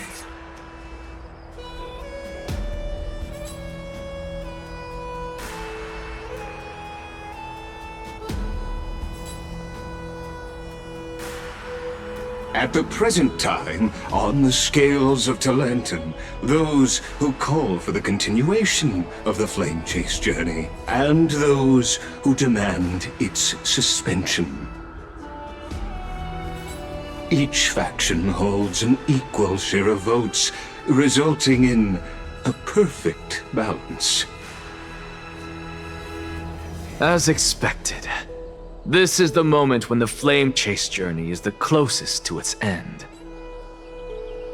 And now, it's your turn to vote, Lord Anaxagoras. Is there anyone else who hasn't voted? No, you're the last. Cast your vote with care, for your decision will break this impasse.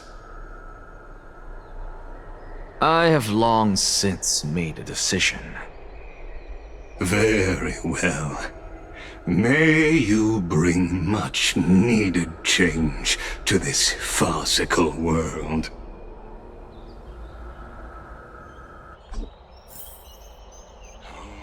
the last vote.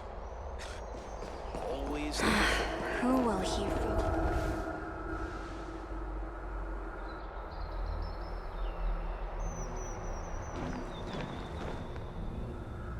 You've done well, Finan.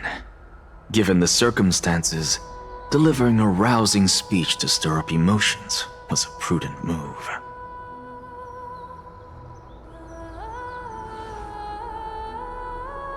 Thank you all for your patience. On behalf of the 7 sages of the Grove of Epiphany and the scholars of Amphorius, I, Anaxagoras, am ready to cast my vote. But before that, in the interest of fairness, Lady Goldweaver, I pose a question to you before all who are gathered here. Will you, as Finan has promised, stand by the decision made in the Assembly, regardless of outcome?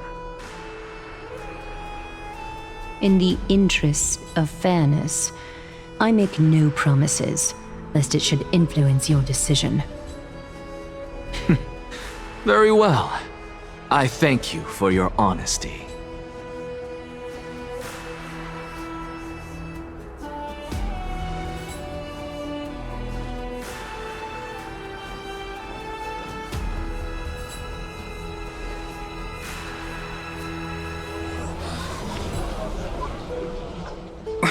What's he doing? The stakes are high. Let's be patient. Cut the act! Who do you think you are wasting our time like this? Lord Anaxa, please do not forget that I...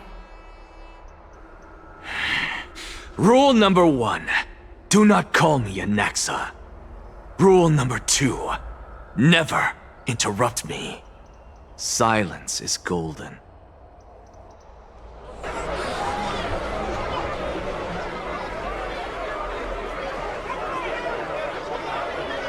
Just vote already. What are you waiting for?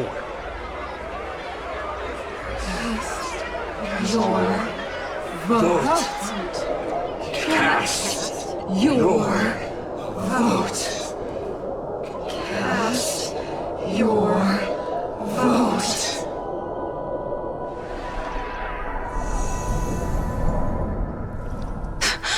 I cannot help but wonder, is every hardship in the world something you will exploit and use to your advantage? How else am I supposed to make use of this situation where my body and soul are separated?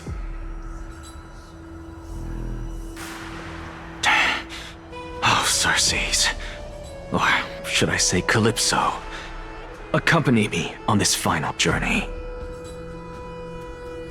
Let us journey to the Netherrealm and see how she will substantiate the answer to your question and validate my decision.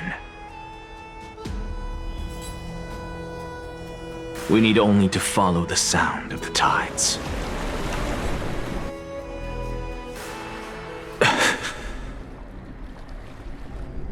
You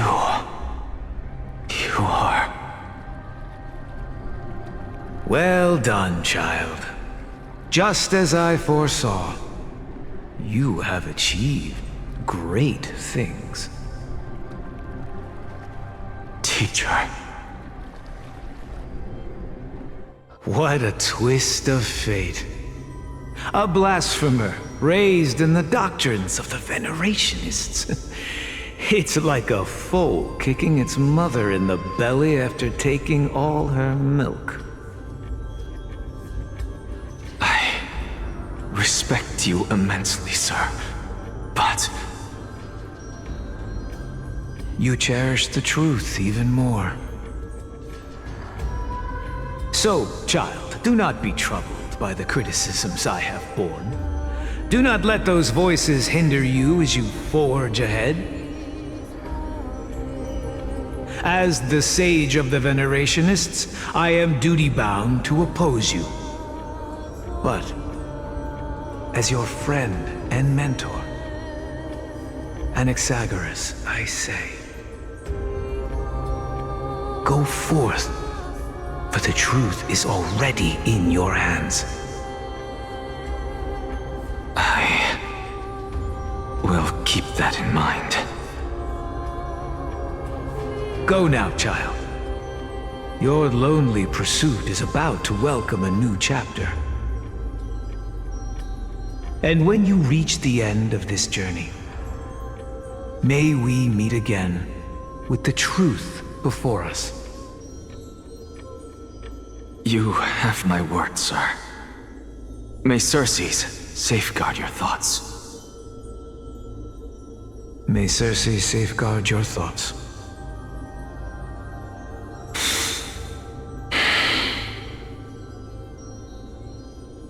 You are right, Empedocles. My lonely pursuit is about to welcome a new chapter. I must be on my way now.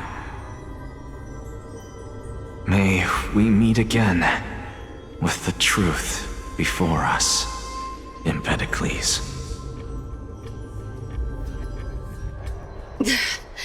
What are you waiting for?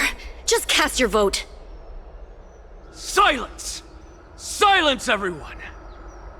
Behold, Circes, here at the center of the world, I shall write the final step of my proof. For this place is but one step away from the truth.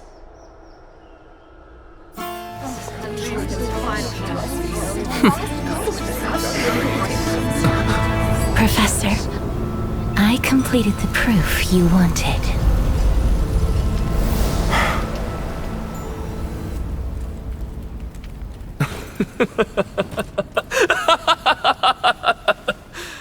Thank you, Castorus. The answer is plain as day. My vote goes to the Flame Chase Journey and nothing else! I have deciphered the truth of this world!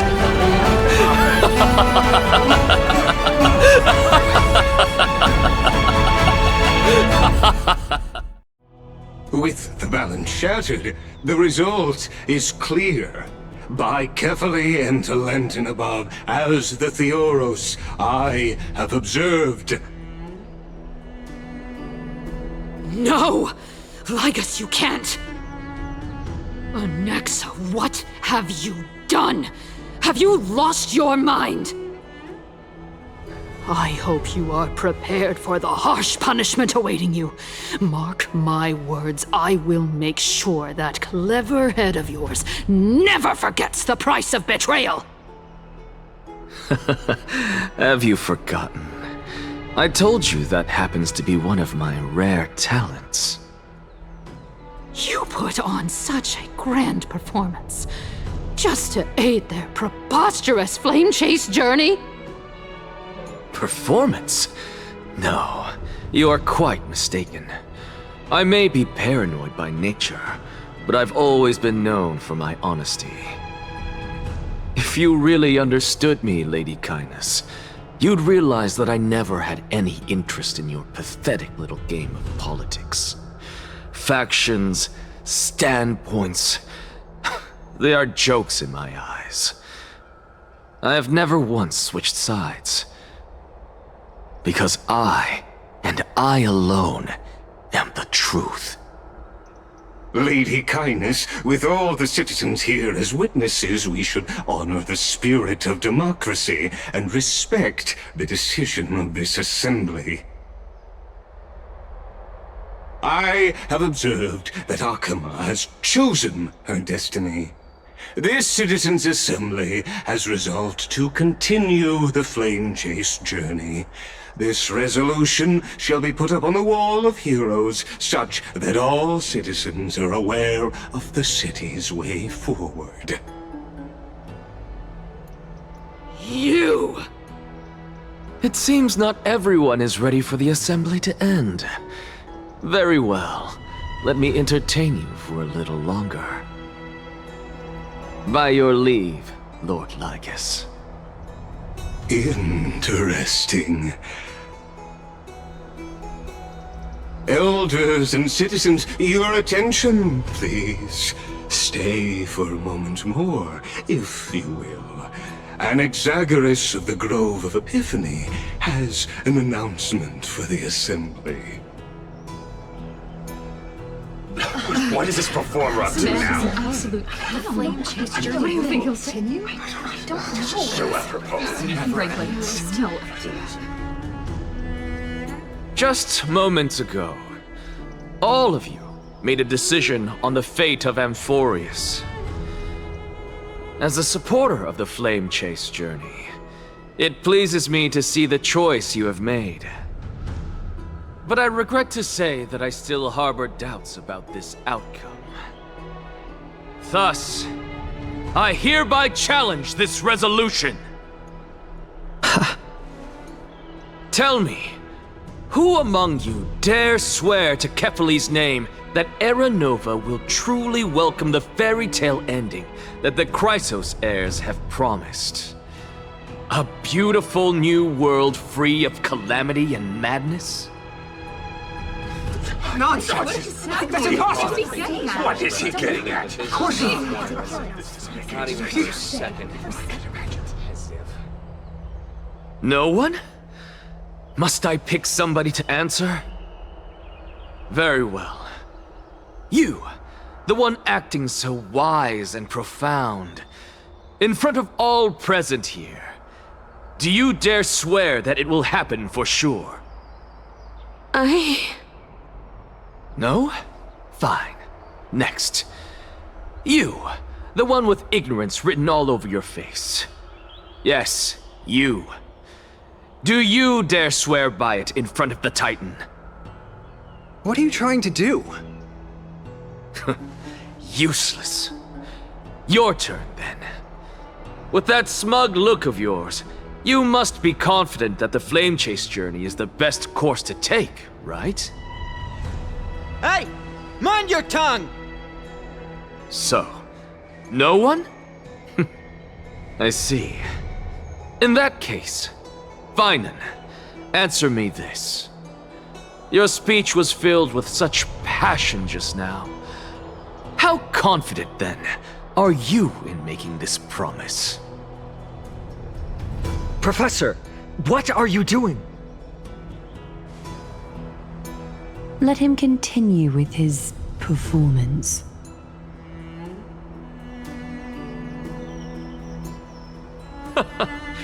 Will you look at that? Even Finan and Aglaya lack the courage to make such a promise. And what's even more absurd is that no one but I can promise you this new world. And yet, the Assembly passed the resolution anyway.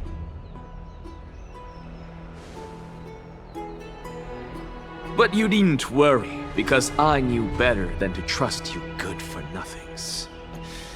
That is precisely why I am here today. To give you one final lecture. Now listen up and listen well. I, Anaxagoras of the Grove of Epiphany, hereby declare everything that the Flame Chase journey promises is true. Finan of Ides Elysiae, the prophesied demigod who shall succeed Kefali, will reforge each and every one of us in the new world with his complete, intact memories. What?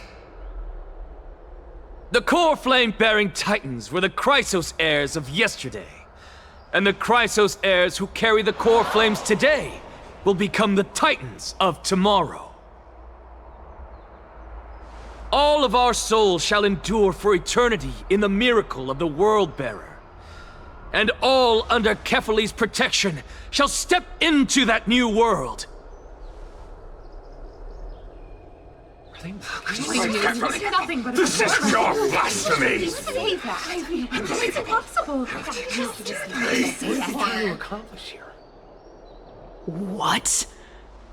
Are you saying that we must bow down to you and worship you even in our next lives? Enough, you blasphemous imbecile! How dare you try to deceive us with all these lies and falsehoods? How can you prove? I told you, don't interrupt me. But since you've asked, I shall be kind and indulge you. My statements are based on my experiments on the divine body of Kefali themselves. You heard me correctly, everyone. With the tacit approval of Kindness and the Council of Elders, I fused my soul with a god through alchemy and learned the truth behind Era Nova. What is he talking about?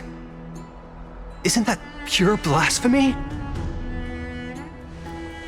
I, the vile, wretched blasphemer, deserve nothing less than death for my sins.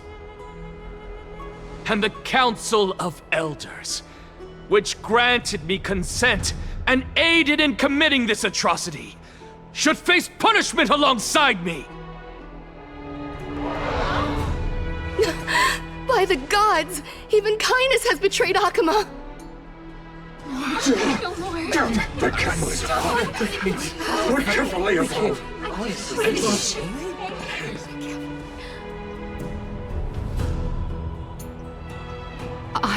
I had no knowledge of his transgressions. He did that on his own. The Council of Elders bears no responsibility for his actions. Lord Lygus, as the esteemed Theoros, are you going to simply stand by and allow the Council of Elders to be dragged through the mud?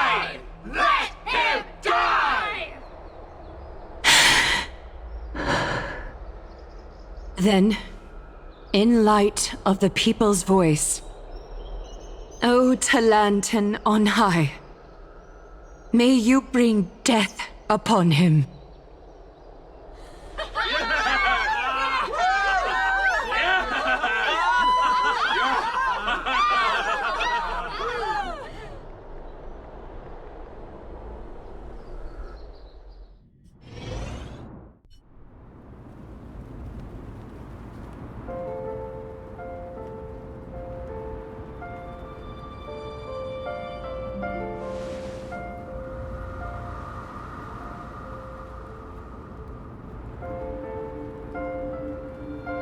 Allow me to reintroduce myself. I bore the name of Castris while walking among the mortals. And now, I stand as the demigod of death, the living side of Thanatos.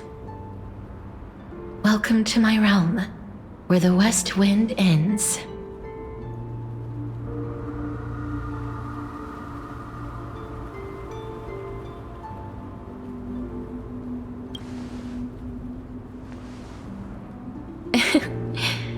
Every departed soul who has arrived here has expressed the same. Did you know? Every flower here was planted by Thanatos themselves. These flowers were originally both lifeless and immortal, but in the first rain brought by the River of Souls, they were given new life, flourishing as the bearers of countless souls.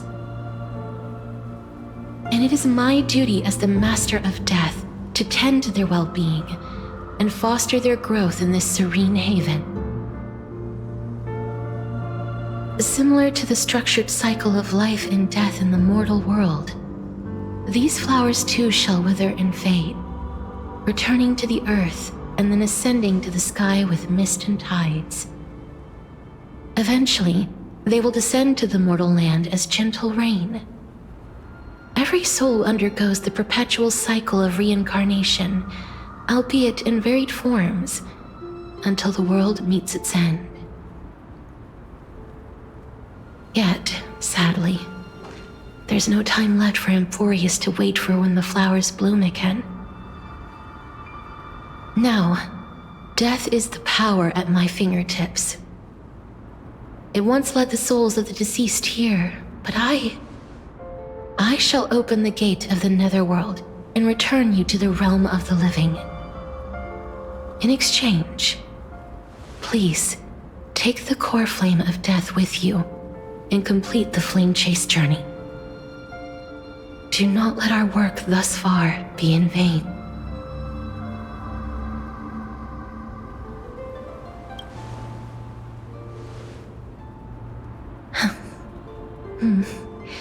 Just like the other demigods, I will stay here and embrace my destiny. That being said, it is not easy to guide a lost soul back to the mortal realm. The whispers of death are sweet and alluring. If your determination wavers, you will succumb and be forever ensnared by the netherworld's grasp. Please consider this a one-time exception. I will do everything in my power for the flame chase journey.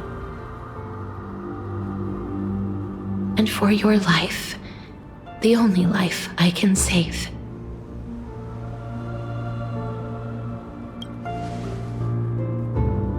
I am glad to hear that.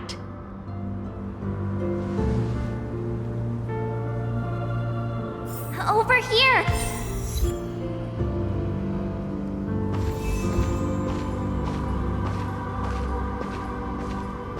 I believe in you.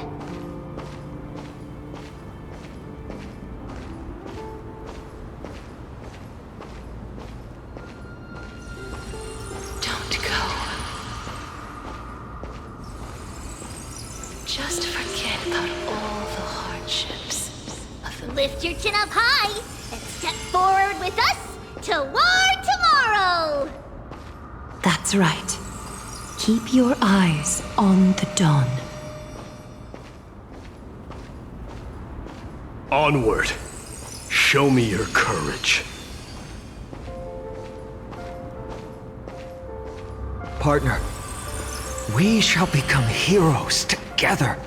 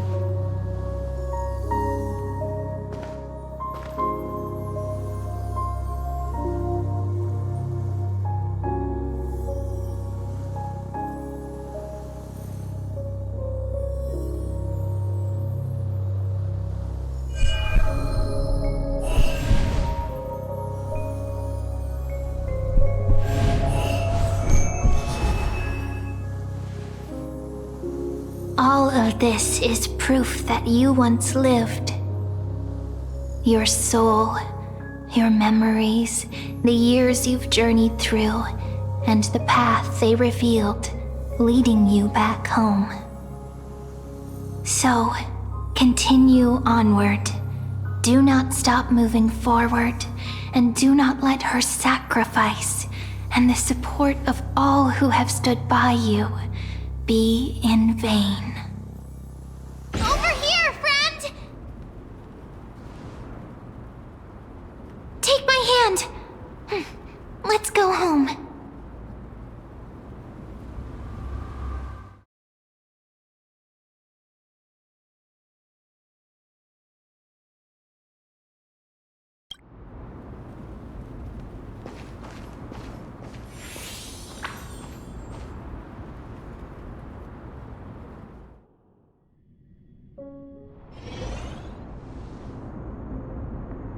At last, I knew you could do it. Your soul is still perfectly whole, as if some kind of force is trying its best to keep it together. Is it Ornyx's final blessing? Or is it a miracle of your own? It's truly incredible. Such a strange surge of familiarity. So hard to describe. Perhaps it is fate, once again fulfilling its own design. Or perhaps it is the laws from beyond the sky, so familiar to you, that intertwined our fates long ago.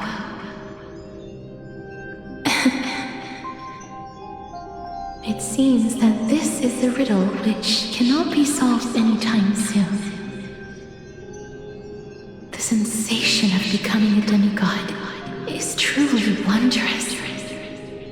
It's as if the river of souls is winding its way through the depths of my spirit, transforming with each breath into a fine rain that nourishes the world. Do you recall that prophecy? At the end of the sea of flowers, the souls of the living shall warm thy fingertips, and after an embrace, there shall be eternal separation.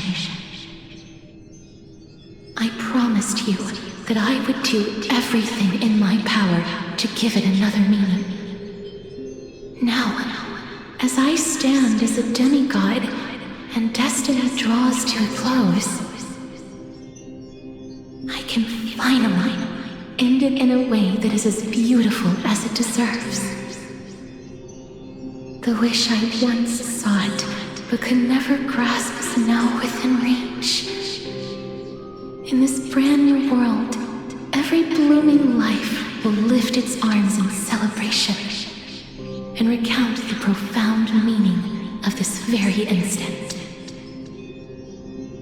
Every touch, every embrace we share will never again be an ice-cold loss. They will radiate with an intense warmth, sowing love far and wide throughout the land.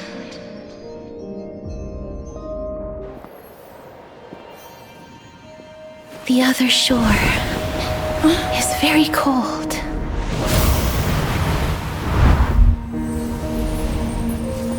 May I borrow your warmth one last time?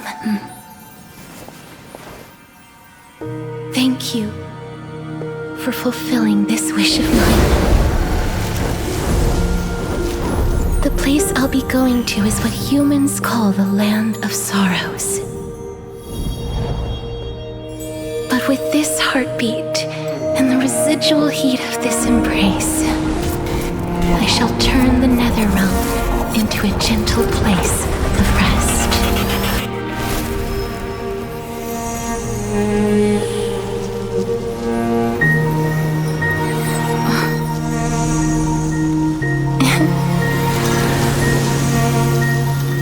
This embrace may be brief, but it's the proof that I once lived.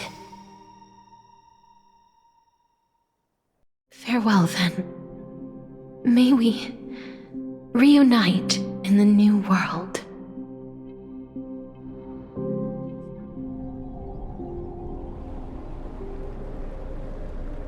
That grand and absurd performance was what you've been seeking your whole life? I gave up everything in search of truth, and it culminated in this very moment. You, on the other hand, performed as I expected. You did not hesitate when you saw the chance to attain power. It's as if you... Crave power, like a fly craves rot. Those are your words, not mine. But what you said at the end, did you already know what I had planned for Thainan? I may have lost an eye, but my vision is clearer than anyone else. You've nearly exhausted your humanity. You're no different from my current state as a walking corpse. That's true. I've long since burned to ash over the past 1,000 years. Only he is capable of unleashing a raging fire that rivals our final great enemy, Aquila. So, this is our last chance. How about we let go of the bad blood between us? May I resonate with your core flame, Aglaya? Please do. That's impossible. To persist with your soul thinned to such an extent. You're insane. Just as you fight to lug your corpse onward to complete your unfinished goals, I have my own reasons for doing this. Until Thainan grows into his position as the prophesied leader, I must continue to lead everyone on the flame chase journey. I must keep inching forward, even if only as an empty shell. I've long predicted this was the case, but I didn't think you'd already lost so much. How ironic. We would have avoided so many misunderstandings if you and I had just spoken this candidly before. But casting aside our ideological differences, there is one thing you and I agree on. Thainan. Yes. He was born to be a hero. He understands the hearts of the people, and I can confidently say he is a far better leader than you. Only he is capable of fulfilling your mission. Sadly, he is a man cursed by Nestia. But by my estimates, his horribly elaborate sense of style should not impede Era Nova. Congratulations are in order. We found common ground at the very end of our destined paths. When you put it that way, it makes me want to take back what I said. Glaya, we're back! Come welcome our great hero reborn from the ashes. I hope he didn't hear your earlier assessment. It wouldn't be the first time I criticized him. A man should be aware of his own shortcomings.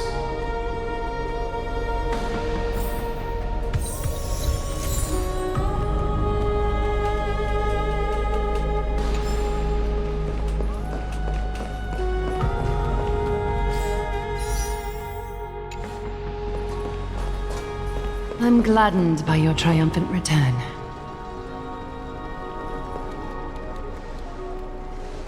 But I don't see Castris among your number. It looks like she not only helped me prove my theory, but helped you fulfill your mission as well.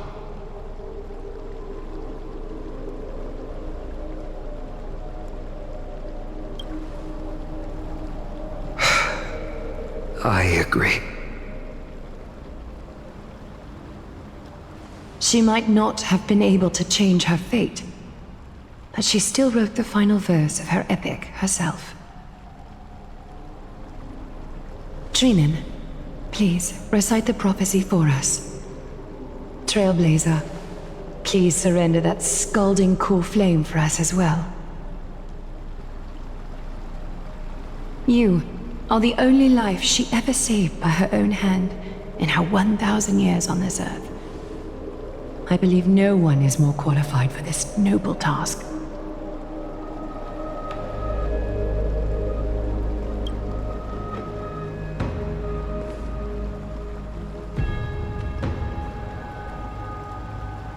O gods who have returned, and gods who are still watching, today we bring you a soul laid bare. The Hand of Shadow, Thanatos, remembered their name from the past. From daylight they came, and to their fragrant dwelling they return, to walk now among your ranks. And there was one who joined hands with the Titan, a traveler risen from the dead, and reborn among mortal kind. She is the everlasting night, and shall now proclaim in her good name, O Majesty of the 12 Titans, pillars of the world. We seek your divinity to mend the rifts of the world. Fill our bodies with blood of gold till we wither in willing service to the prophecy. Step forward, Trailblazer from beyond the sky, and together with us, surrender the core flame and carve their star into the sky.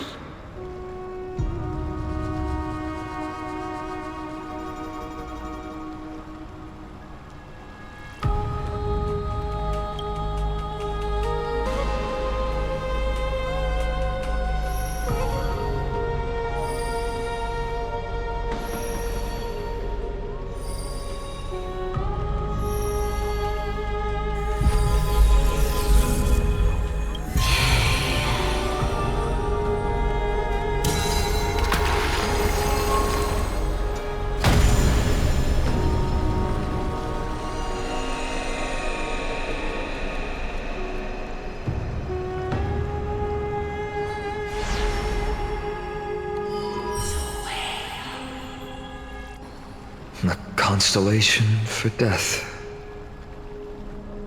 For life and death, to be more precise.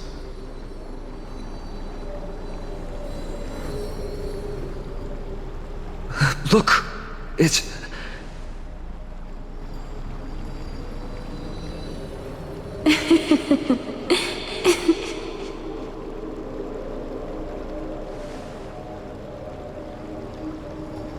No, it's only a divine echo. I think she's here for the trial.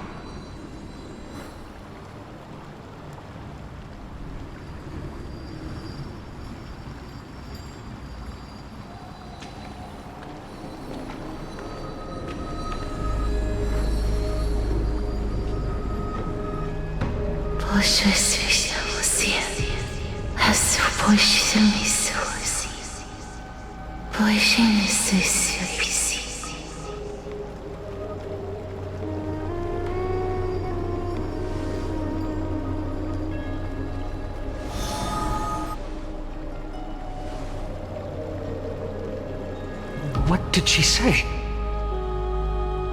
That's the language of the Titans. Castorus... No.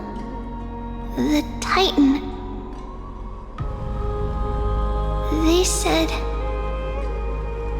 I have illuminated the cold shadow of death. Onwards. For your path to the future is bright and its flame eternal.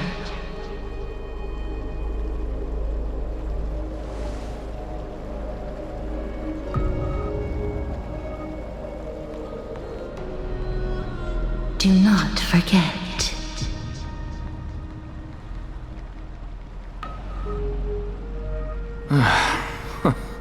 She made quite a scene. I suppose it's my turn now. I won't stop you. Professor, you... What's with that look? You were present. So, let's get this execution over with. We wouldn't want to bring shame to Akima's divine laws or keep me from creating a new world. You never change, do you, Professor? I don't understand. If your theory is correct, you'll lose all memories of your past life once you become a Titan. So what's the point of becoming a god? Of course there's a point. Even if I forget who I am, I'll still have my brilliant mind. It goes without saying, I'll find a way to retrieve memories of my past life. Besides, I still have you, don't I? I still don't really understand what you said during the assembly. Even if it were true, things reforged from memory could never be the same as the original anyway. Then allow me to tell you right now that you're wrong.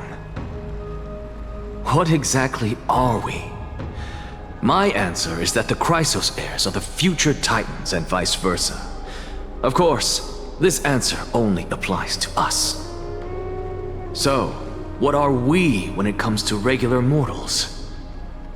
The very essence of the world, our souls, are tiny invisible seeds that hold records of each person's memories of the world. And we are the buds that sprout from these seeds to grow into great trees. Is that what new sporism means? Correct. Once our physical bodies are born, we become new extensions of the world. From there, we plant our seeds into someone's memories and then scatter them into the hearts of countless people in the future. Just as seeds are affected by their environment, so too will our appearances differ across memories. But the partial memories we carry will always be the same, because that is just how the world is. To destroy our very existence, one must destroy the world itself. But we have someone who will still live on with his perfect memory. That person is you, child of Kefali. This is what it means to be the world-bearing Titan. So, carry everything of this world and live on. Don't disappoint those most precious to you. Don't disappoint Lady Goldweaver. And especially, don't bring dishonor to my theory. Anaxa, I swear to you, I'll lead everyone to our reunion in the new world. Good. That is all I have to say. Farewell, everyone. May we meet again in the next life. Farewell, great performer. May Circes safeguard your thoughts.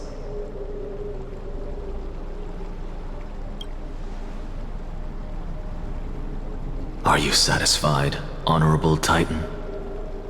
Very. I hereby swear I have borne witness. Anaxagoras of the Noose Forests and the Grove of Epiphany has successfully overcome the trial of reason. Thus, I shall confer upon you these words. You shall transcend the peaks of purity and return to corruption and hardship. Oh, so that's a god's prophecy. It sounds like you just rephrased my past, present, and future. Oh, Circes. Is that all you've got? Well, you've already transcended the peaks of purity, and you were never the type to give me any leeway. That is true. But I do still have one question. I knew it. What is it? Maybe we're thinking of the same thing. As you've so boldly stated, we and the world itself live on through the memories of others.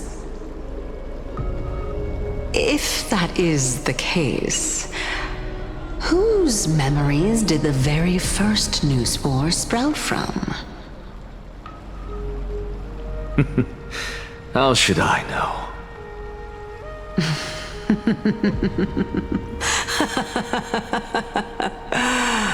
Oh my. But, since we are both equally curious, we should allow the children of humanity who come after us to investigate in our stead.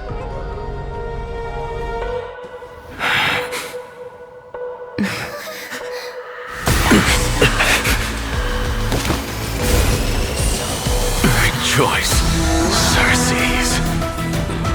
I sow the seeds of suspicion in the new world with your soul! And now, the objective is complete. That is all.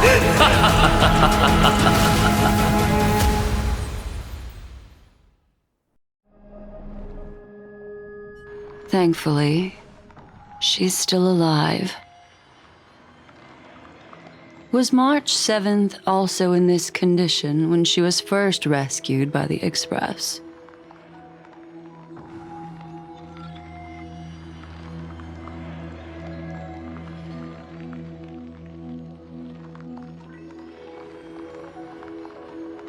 But she still woke up naturally. Looking on the bright side, that might happen this time as well.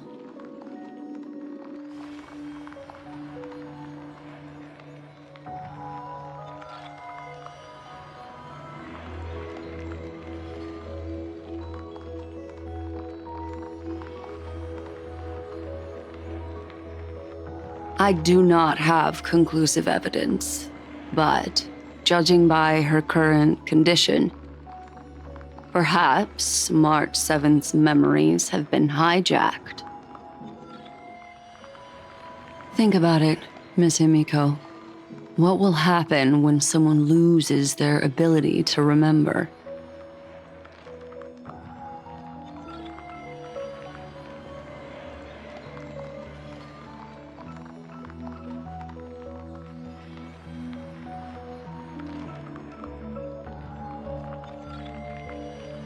Unfortunately, short-term memory is an entirely different concept from the inability to remember.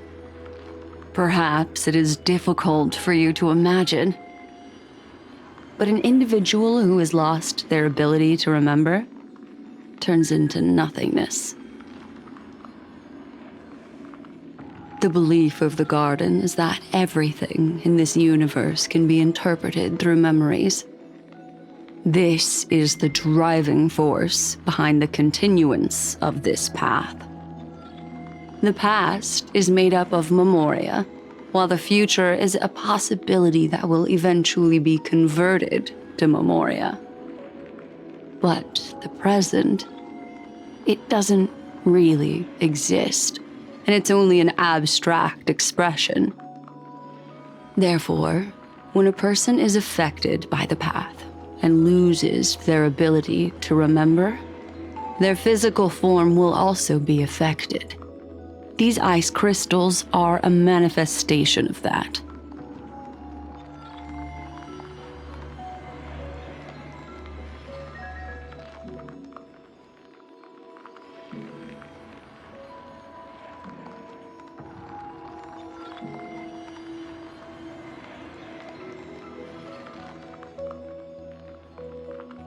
Is Miss Himiko suspicious of me?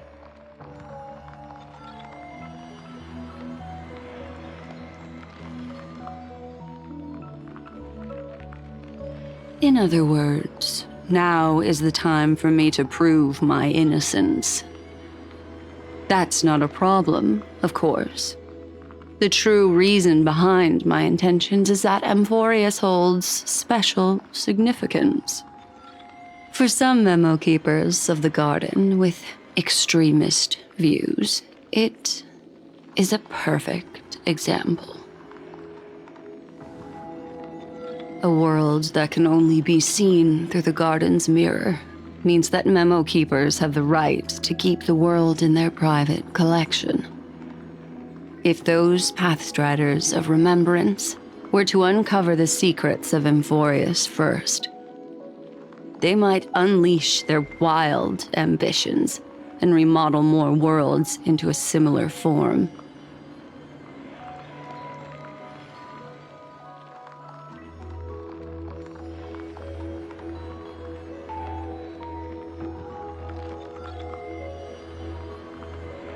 I chose to remain quiet before because I did not want to involve you in the garden's internal conflicts.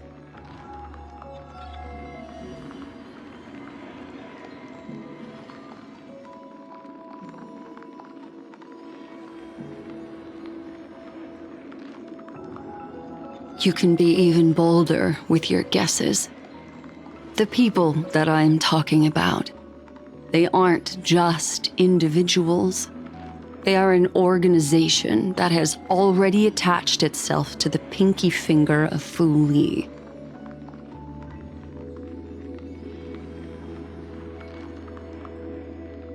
I cannot be certain, but at the very least, they are capable of doing so. I am deeply sorry about what has happened to March 7th, but the deal that I propose still remains a fair one.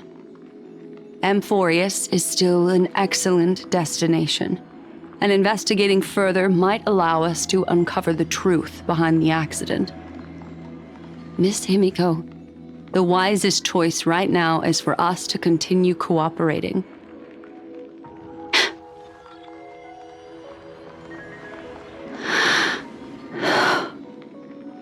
Let me take back a part of what I said just now, Miss Himiko. Although we indeed struck a deal, it seems like I have involved you in some unforeseen danger. Please accept my deepest apologies.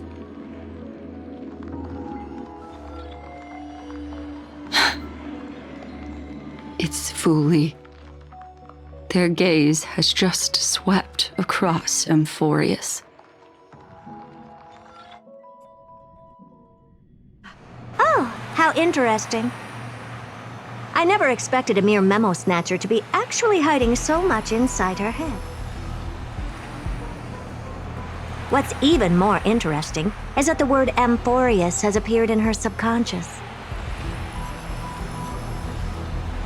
This lady seems to be having fun. Is she usually like this?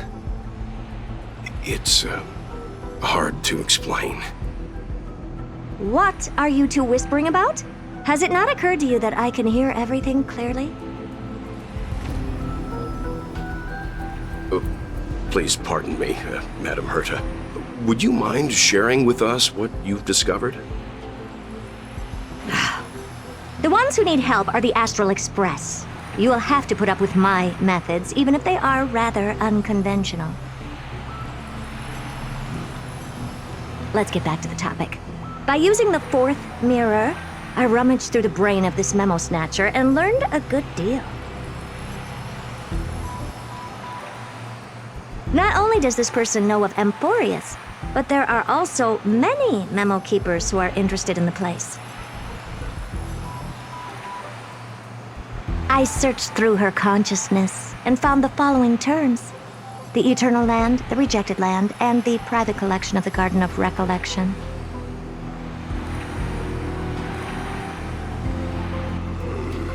It seems like Miss Black Swan is indeed hiding some things from us.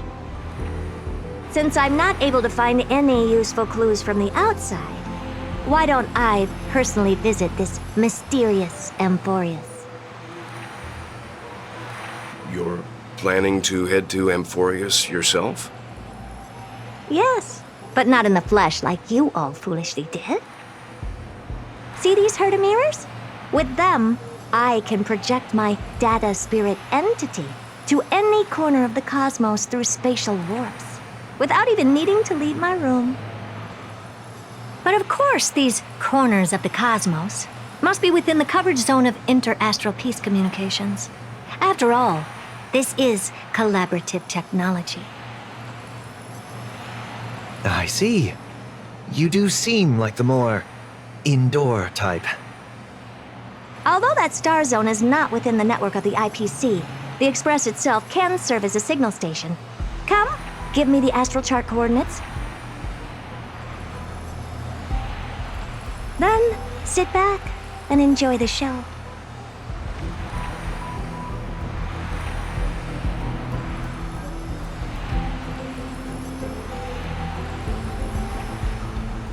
All right, now that everything is ready, mirrors, get to work.